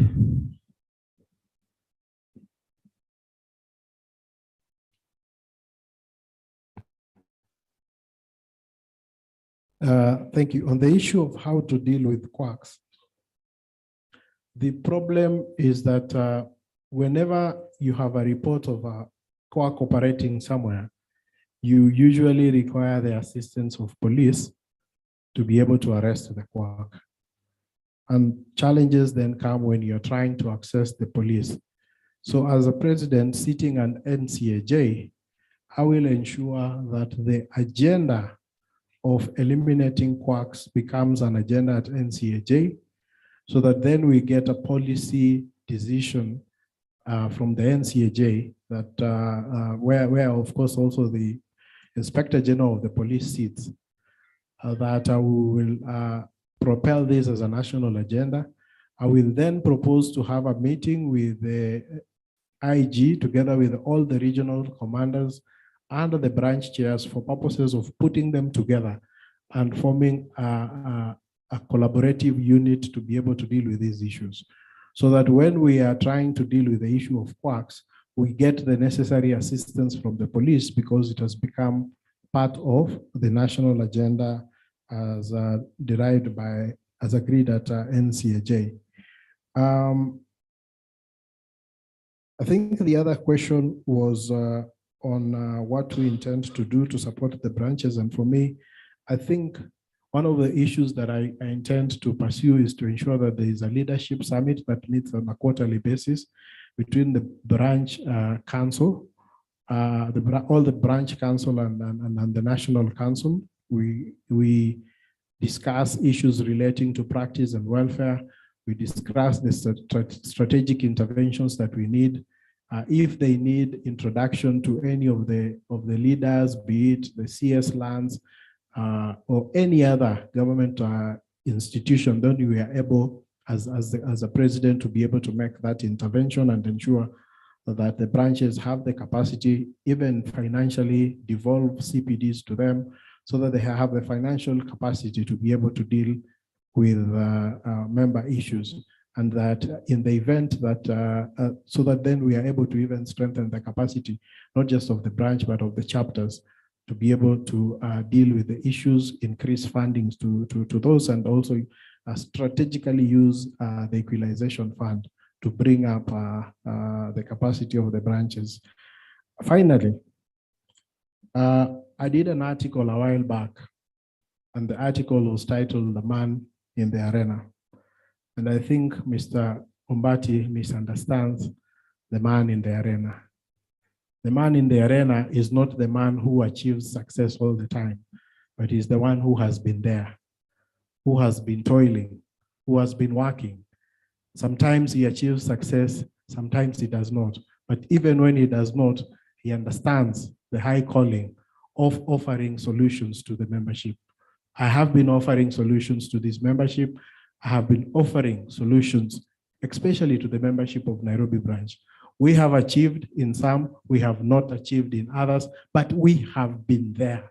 We have been consistent, and even when we did not have funds, we were there. Even when COVID struck and we did not know how to deal with that challenge, we were there. When we were having mental health issues, struggling to deal with COVID, we were there. So we have been there through the good times, we've been there through the bad times. And I want to tell you that I am the president who is going to be there for you and for the challenges and the opportunities available to the Law Society. Thank you so and I ask much, you Chairman. to vote for me. Thank you so much, Chairman. Senior Nyabena, please. Thank you very much. The plan on works, create a fund, avail it to the chapters to deal with them. I've not endorsed anybody. I do not wish to endorse anybody, but I know they are good men who are running. They should be elected. Devolution, we need devolution of personnel. That is why I'm saying somebody should be able to look at your individual affairs. For all this time, I've been walking around being told, Nyabena, follow this, follow this. I don't work for LSK. I'll make LSK work for you. The only president who will do it is myself. Your PC will be delivered. I'll review and devolve events of the Law Society. Let them be done in Nairobi. Let them come to Mombasa and everywhere.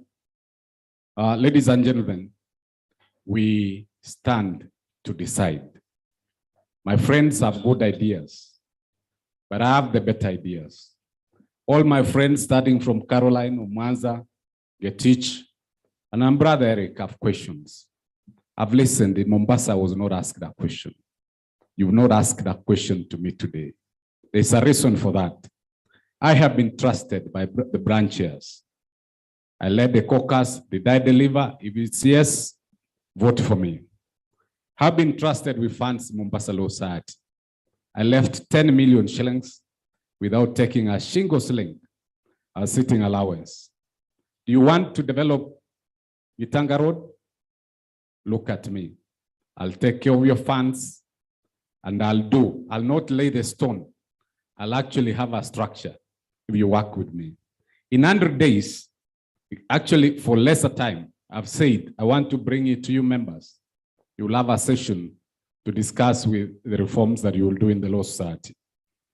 I've already contacts with the CJ. I do not need introduction like my friend.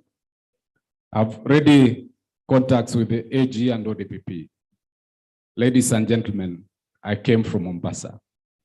I've spent 2 weeks visiting your offices. I didn't come to all offices, but I've listened to you. I know the feeling. I have the heartbeat of the Law Society. You have an option to say that there is vibrance in Mombasa, but reject the person from Mombasa. Mombasa has never had a president. Maybe it's the right time. In my village where I come from, they say when you lose one item on the other one road, try the other side. It is time, ladies and gentlemen, that we look and make the right decision a decision to unity, a decision to oneness. We need to deflate the egos that have so far brought us to these problems. Look at yourself. Look around. Who is the acceptable candidate? The candidate is Matthew Nyabena. United we stand, one team, one LSK. I'll not be the one winning on 10th of March. Thanks. It will be all of you. Thank you. Thanks so much, Chairman Nyabena. VP, please. Thank you, and I request that you allow me because I have two questions directed at me. On the issue of quacks, we are the people who harbor quacks as advocates because we have satellite offices that we do not go to every day. At the beginning of my term as the Vice President, I collaborated with Mount Kenya branch, and we went around with the chair together with Mr. George Omansa, who was in charge of practice and standards. And we realized that these quacks are actually harbored by advocates. We did engage the police, and the cases that are pending in Chuka, Nkubu, and Meru. What do I intend to do? Section 28 of the Law Society of Kenya gives the council mandate to come up with directorates that they may deem fit. I intend to come up with an inspectorate directorate so that we can have people who can enforce. Even if we arrest the quacks, the police do not do a lot of work for us. So we can station these inspectorates and cascade them to branches and centers. I also intend to work closely with the branches and the centers to weed out the branches. How do I intend to work differently? I picked my lessons. I intend to build cohesiveness and consensus. I also said earlier that I will guard my council from washing dirty linen in the public. I endeavor to embrace diversity. I want to answer the issue later.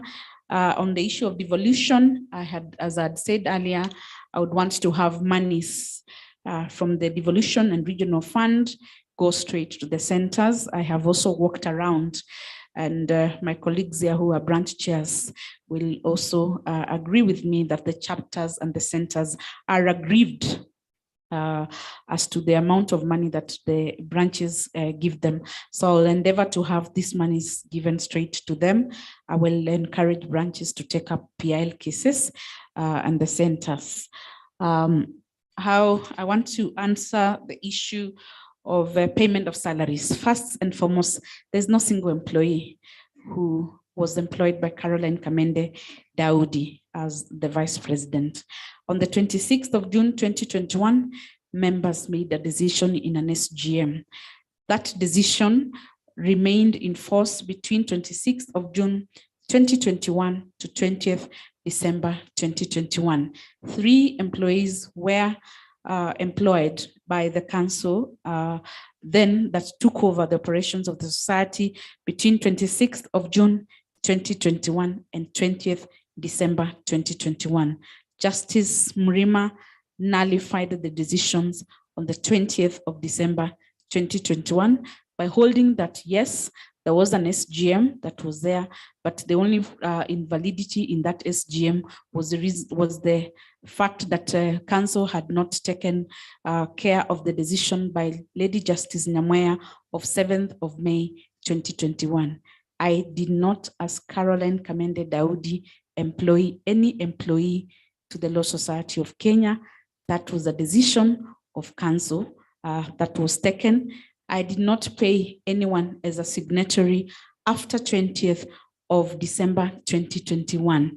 It will be malice to say that Caroline Kamende. Allow me to answer the question. I requested for more time. Yeah, that's I why think, I'm saying, Mr. Moderator, please wind up. That's why I'm saying, please wind up. I didn't say stop. Please wind up. I think I had at the beginning requested that you allow me to answer because I am the person who had 4 questions. Yes, please. Yeah, just allow me to. And that's why I'm asking. Allow me to proceed so that you don't also interrupt my flow of thought, Felix, with all respect. So answering that question, I am saying that I did not pay anyone. Those employees had letters of engagement with the Law Society, which letters are still valid because there are cases that are going on. The cases are still live and in court, and all these members seated here, except Mr. Omanza, are parties to the suits. So it would be malicious for anyone to say that Caroline Kamende did pay any employee. We are lawyers, so we know that there was a valid decision until it was set aside. On the signing of checks, I want to give a chronology of this issue of checks, and thanks for giving me that opportunity to explain. I have said earlier, between 4th April 2020, when I was appointed as signatory of the Law Society, we were 4 signatories with a mandate of 3. Nobody brought me a check to sign. Between 4th April 2020 to 16th November 2020, when one signatory resigned. Immediately a signatory resigned, I moved a motion in council when now checks came to me without backup documents. Mr. Kipkoech will confirm here that I moved a motion in council and said I would want the internal auditor to verify those payments, because I noticed that whenever we had a meeting and there's 13 bottles of water, that would be overpricing. So I moved a motion. So I returned the checks that the internal auditor refused to verify. That is on record. I want to also say this. I was also brought checks from accounts and forms to take over accounts of members of council who ceased being council members in 2018. VP, please just one more minute. You've had 2 So additional minutes. I declined to sign to take over accounts that were run by past council members who ceased being council members, and which accounts are still active as we speak. The other thing about salaries, the only time I keyed into pay salaries in November and December 2020, when the other signatory resigned, I discovered that I had been blocked from accessing the Law Society of Kenya. It is documented, Mr. Kipkoech can confirm, and we had several meetings with the bank. The reason was because I declined to sign for salaries that were tied together with refunds of IAC funds, yet I knew that those IAC funds are housed at SBM Bank. That is the only time there was a delay. The other time there was a problem was when on 18th of January 2021, 18th of January 2021, the members in an SGM suspended a signatory. Please, you have to stop now, kindly. You had 7 minutes. The rest of the candidates have just had 3 minutes, kindly. Ngetich, please. Can I just finish that statement then, kindly? Just by saying, whenever there was a crisis due to suspension or expulsion of a signatory, I filed matters in courts, and I was given orders by judges to pay for salaries and utility bills. I did not ground the operations of the Law Society. The people propagating that are because they knew that I refused to sign for dubious transactions. Those documents are there. I will release them tonight. Thank you. So it will be unfair for anyone to say that I grounded the Law Society of Kenya operations. Thank you, and I'm sorry for taking long. Thank you so much, VP. Mr. Ngetich, please. Thank you very much, Dr. Odhiambo. On devolution, and as an outgoing devolution chairperson, we need to separate operation cost at the branch level and cost for programs at the chapters, at the centers. When I become president, I would engage the branches through the devolution committee. We send monies to the branches, to chapters, and to centers. On the issue of quacks, I have arrested a quack advocate in 2014. I arrested a quack magistrate last year who is going to do trial. I would want to devolve the Ethics and Compliance Department of the Secretariat so that while at it, we ensure that across the branches, we have a person who is going around talking to the branch leadership, to the chapter leadership, so that we can monitor. But I would need advocates across the country to also support and not to collude with these quacks. Number three, or now I will do things differently if elected as president. I have been this person who believes that the Law Society Council makes decisions to do majority. If consensus has failed, I would continue to ensure that I respect that. And once a decision has been made, I will not come out and insult people. I will not also engage in petty things like calling for SGMs or general meetings, get 100 people to suspend council members in the majority who make decisions that do not agree with you or as a president or as another person. I would be above those things. Ladies and gentlemen, if you elect Kipkoech Bernard Ngetich as a president, this gentleman is very responsive, very respectful. I'm extremely experienced and I'm very bold. I'm the only candidate who has not been endorsed by any faction. Okoa LSK has endorsed my friends to the left. Brave New Bar has endorsed my friends to the right. And I request you to own me as the membership because I will not be taken hostage by any formation. Thank you very much. Elect Kipkoech president. Thank you so much, candidates VP Caroline Kamende, Senior Mwanza Umbati, Senior Ngetich Bernard, Senior Nyabena Matthew, and Chairman Eric Theuri. We are most grateful for your time. Sorry we have kept you so late, but we are grateful that you have had the opportunity, you've given us the opportunity to be here. So we thank you so much. So probably just after the colleagues from the who are running for office, Nairobi branch, are still holding it out late. They would just want to say hi. So please don't run out on them. Thank you very, very much. Take a group photo, please. Take a group photo. And we would wish you the best. Whoever wins, please have the interest of members at heart. Thank you.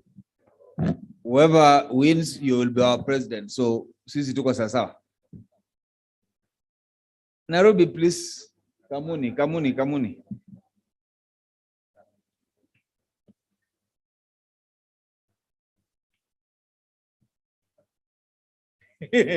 Yeah, Felix is wondering why we cannot join. Why we will say to the partner.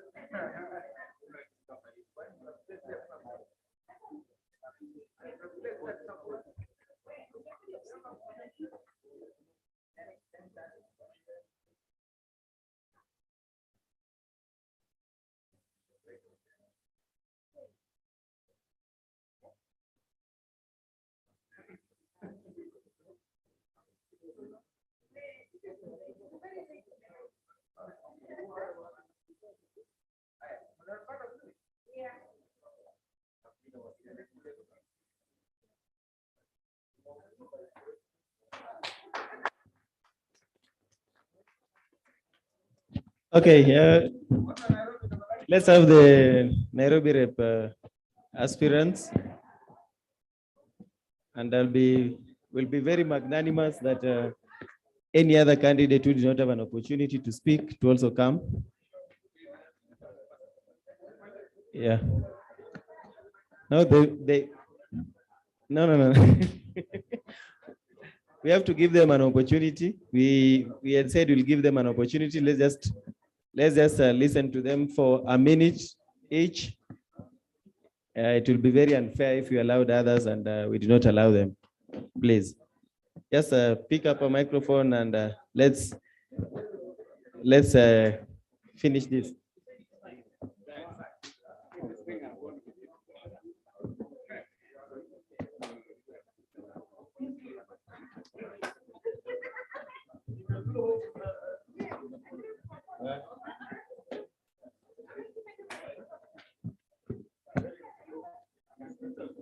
Okay.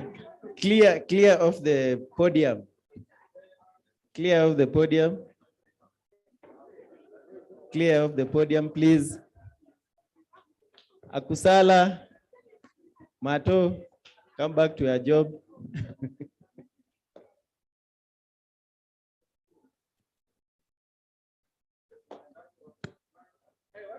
Please. Please, Kanairo, please. Yeah. Okay, Omoiti, take the mic.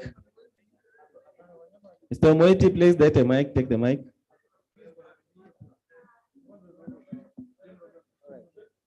Let's have order.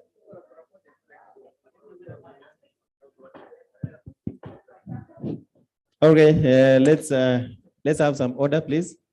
Let's allow our candidates, please, they have waited this long to at least say something.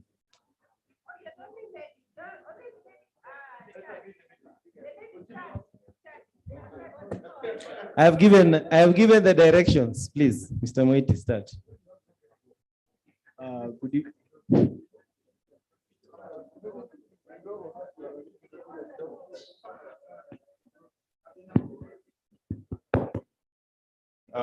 Good evening, ladies and gentlemen.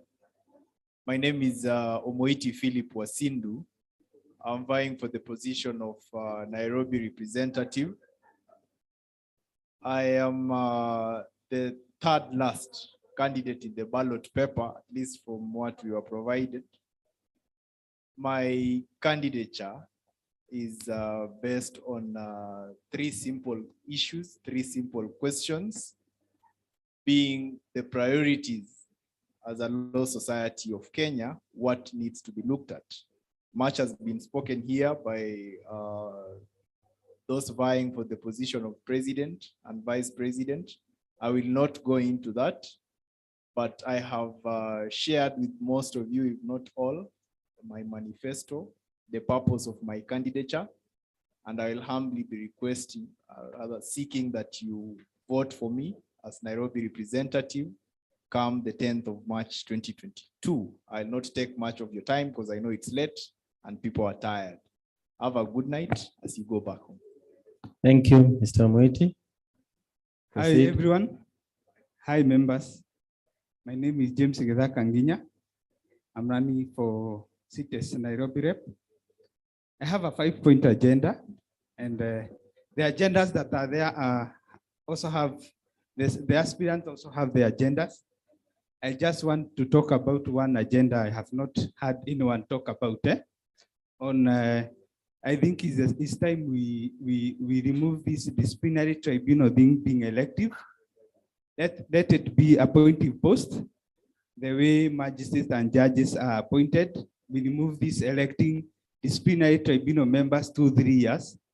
You know, the disciplinary tribunal have a lot of backlog. They got 2 years, they have not settled the cases, then they are out, others come. Let's start giving contracts to disciplinary tribunal members the way we employ CEOs, a 5-year term, renewable or non-renewable. I'm also saying that it's time we embrace diversity in the council by voting a PWD, person with disability, James Kanginya, on 10th of March. Thank you very much. Thank you. Salim. Good evening, everyone. My name is Mohamud Salim Omar. I practice here in Nairobi. I am the symbol of diversity. And the moment the LSK embraces diversity, then we will attain cohesion. I am from members. I will champion for a member-centric LSK that will prioritize the interests of the members first. Then the rest can come as secondary or tertiary interest. I am also I will also champion for pro-business LSK council, which will ensure that we have a very simple and conducive business environment in terms of practice, general practice, whether the courts or the land registries.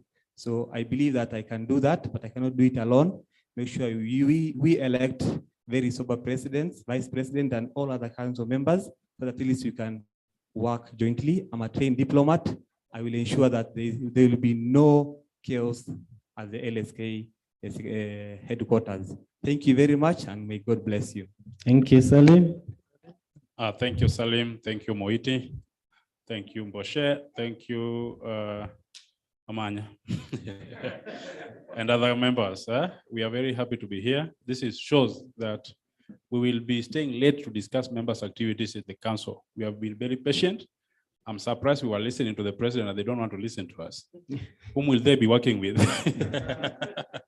Anyway, I'm Gor Antonio Chiang, also known as Ochi Baba in a common parlance. I'm going to be your Nairobi rep with your votes and support. Whether you counted it from this way, if you counted 3 from this way, I'm still inside. If you count 3 from this way, I'm also still inside.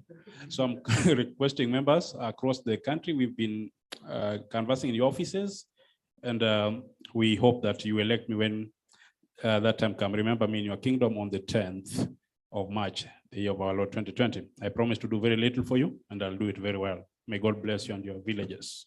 Thank you, Chibaba. Yes. Good evening, colleagues. My name is Amanya Cohen. I'm vying for Nairobi representative. I'm currently serving you at the ABA, and we have served you very well during the last 2 years.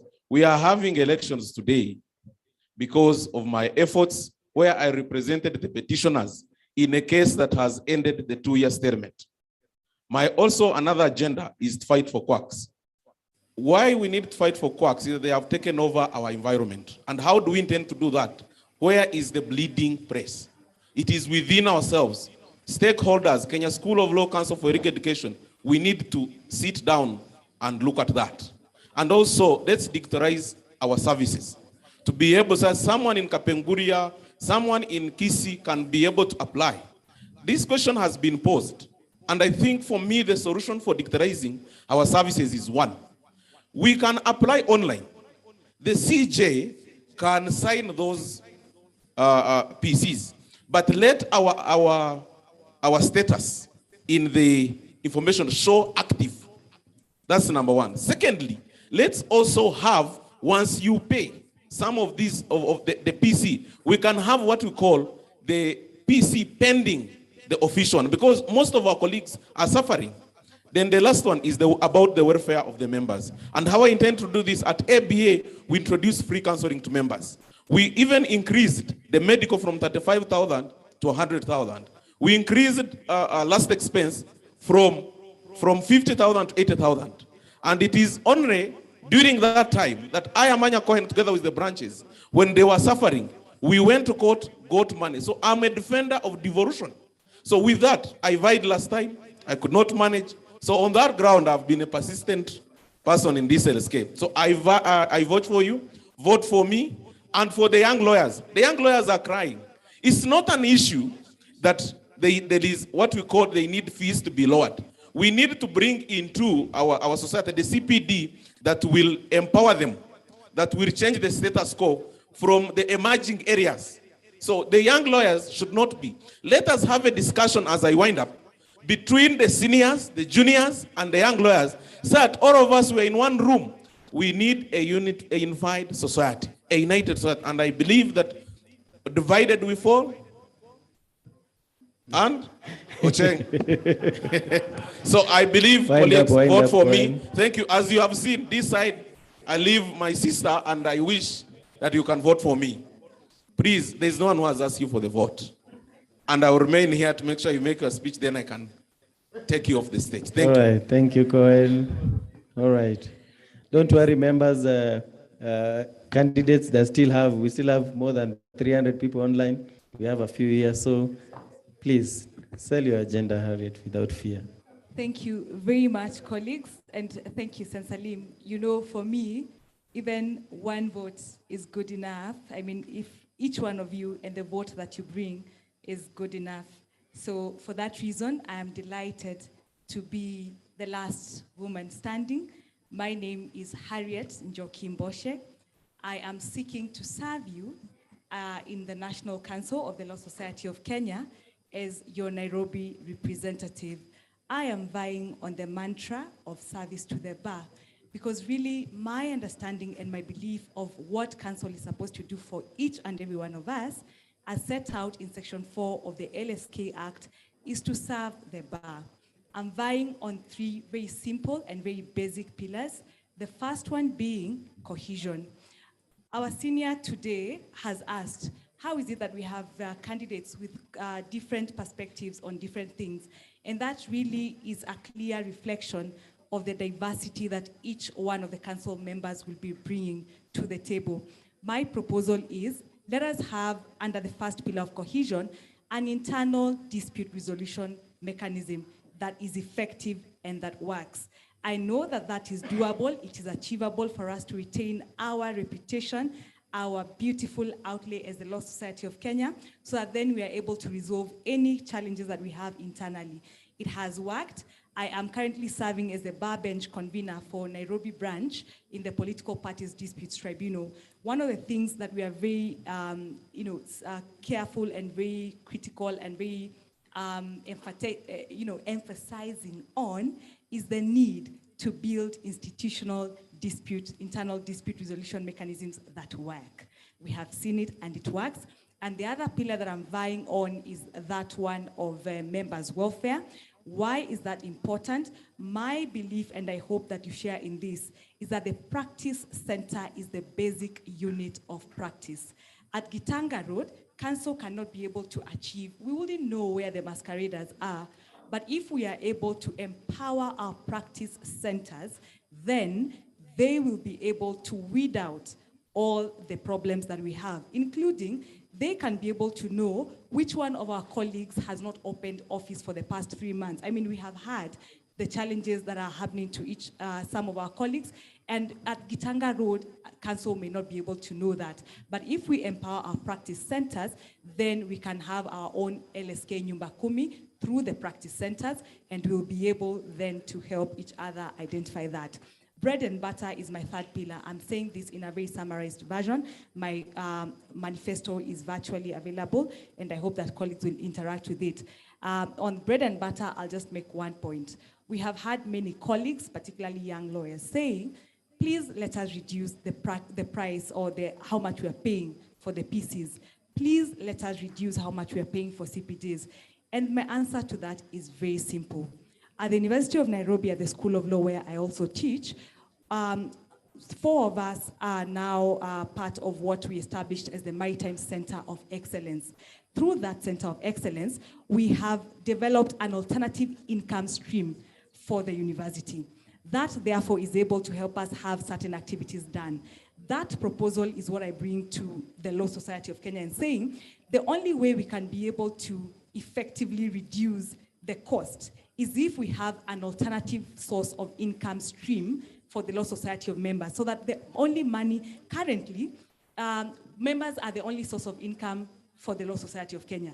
So until we are able to get an alternative, it is the only way we will be able to subsidize. My proposal is we can do that through having the Law Society of Kenya accredited as a center of excellence, a software. We don't necessarily need to Try have to wind up.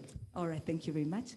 We don't necessarily have to have immediately a brick and mortar center of excellence, but we already have the soft capacity, which having accreditation, then we'll be able to bring in the alternative income streams. Let's also have trainings and opportunities beyond traditional areas of practice, including, as we have seen with the Wangila's Nairobi branch, we have had the PPDT going round and training members on practice before PPDT. We can do the same for practice before Tax Appeals Tribunal. We can do the same for IP and have our lawyers having alternative source of income streams.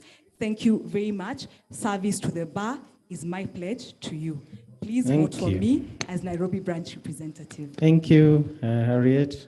You can give the mic to my brother. Let's give our brother, Mr. Mahano, an opportunity also to say what he has to say. Thank you so much.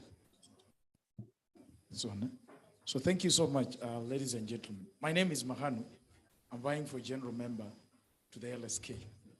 I have now practiced for close to 10 years. My office is at View Park Towers. I specialize in litigation, arbitration, and dispute resolution. I am vying because of certain issues that I want to take care of. I want to ensure that the lands office is opened. I want to ensure that the courts registry treat advocates with dignity and respect. It cannot be that litigating a matter is easier than obtaining a simple certified court order. That has been the norm. When I get elected, I will ensure that we disrupt this new normal that we have now adopted to. I am the most competent for this position because it's now out there. We have been able to make ourselves visible. I have been asked so many questions by my competitors. In fact, some of them, I met them here, and when they heard that I'm coming, I don't know where they are right now. I was hoping that they would be here because they know that I'm the best man for the job. At any time they see me, they run away. During the Twitter space that we met, I asked some of them questions. We know, and that question came here during when the presidents were speaking. Some of them are being financed by presidential candidates. They keep on hanging on to the courts of presidents. The seat of the general member representative, I equate it to that of Minister of Internal Security. You need someone who is resolute, because this is someone who deals with the welfare of all members across the republic. So if these people have not been able to demonstrate that they can walk all over the country and see what ails advocates across the board, it is very difficult for us to trust them with this job. You need someone who is bold, someone who has honor, someone who has integrity. I mean, some of my competitors are too old for this position. And I've told them, because this position, if you are above 15 years, you are better placed to stand for president. Some of my competitors are too young for this position. Some of them have only opened a farm and it's barely 1 year. And yet they are saying they know the general affairs of members. How will you know the general affairs of members if you cannot even finance your activities beyond Thika Law Branch? I mean, okay. It's a joke. Summarize, I Mahan. wish they were here, but I'm surprised that when they heard I'm coming, they ran away. I want you to vote for me because I am bold, I have the integrity, I have the honor. And these frustrations that advocates have been going through will end under my tenure. You elect me on 10th. Next Monday, I'll be at Milimani Law Courts. And these things at the registry must end. So vote for me, and I promise you, I will never let you down. Asanteni sana, and may God bless you. Thank you, Mahanu. I think I have the misfortune of being the last person to give a vote of thanks, but I'll make it as unweird as possible. I want to thank our partners, FIDA Kenya, for joining us and ensuring that you have a cup of tea. I want to thank the Council of LSK Nairobi for organizing this debate. I want to thank you members for making time, especially for staying this late. Thank you, my friend Mutiso, for coming in and being with us. Thank you, Senior, for being patient, even though you needed to go, but I thank you for still staying on and listening to our young ones, also putting up their agenda. I want to thank our secretariat. They're still here. They are young men and young ladies and gentlemen who needed to be at home, but they are still here. I want to thank, of course, our host, Daystar University, for giving us this venue once again. We are very appreciative of that because this is coming up to be a very good center of excellence. And we hope that in future, you can take some of their students, law school students, to your chambers so that you can teach them the law. Without saying any further comments, I want to leave it at that and wish all of you a good night. And thank you for coming. And I wish all the candidates all the best in the upcoming elections. Good night.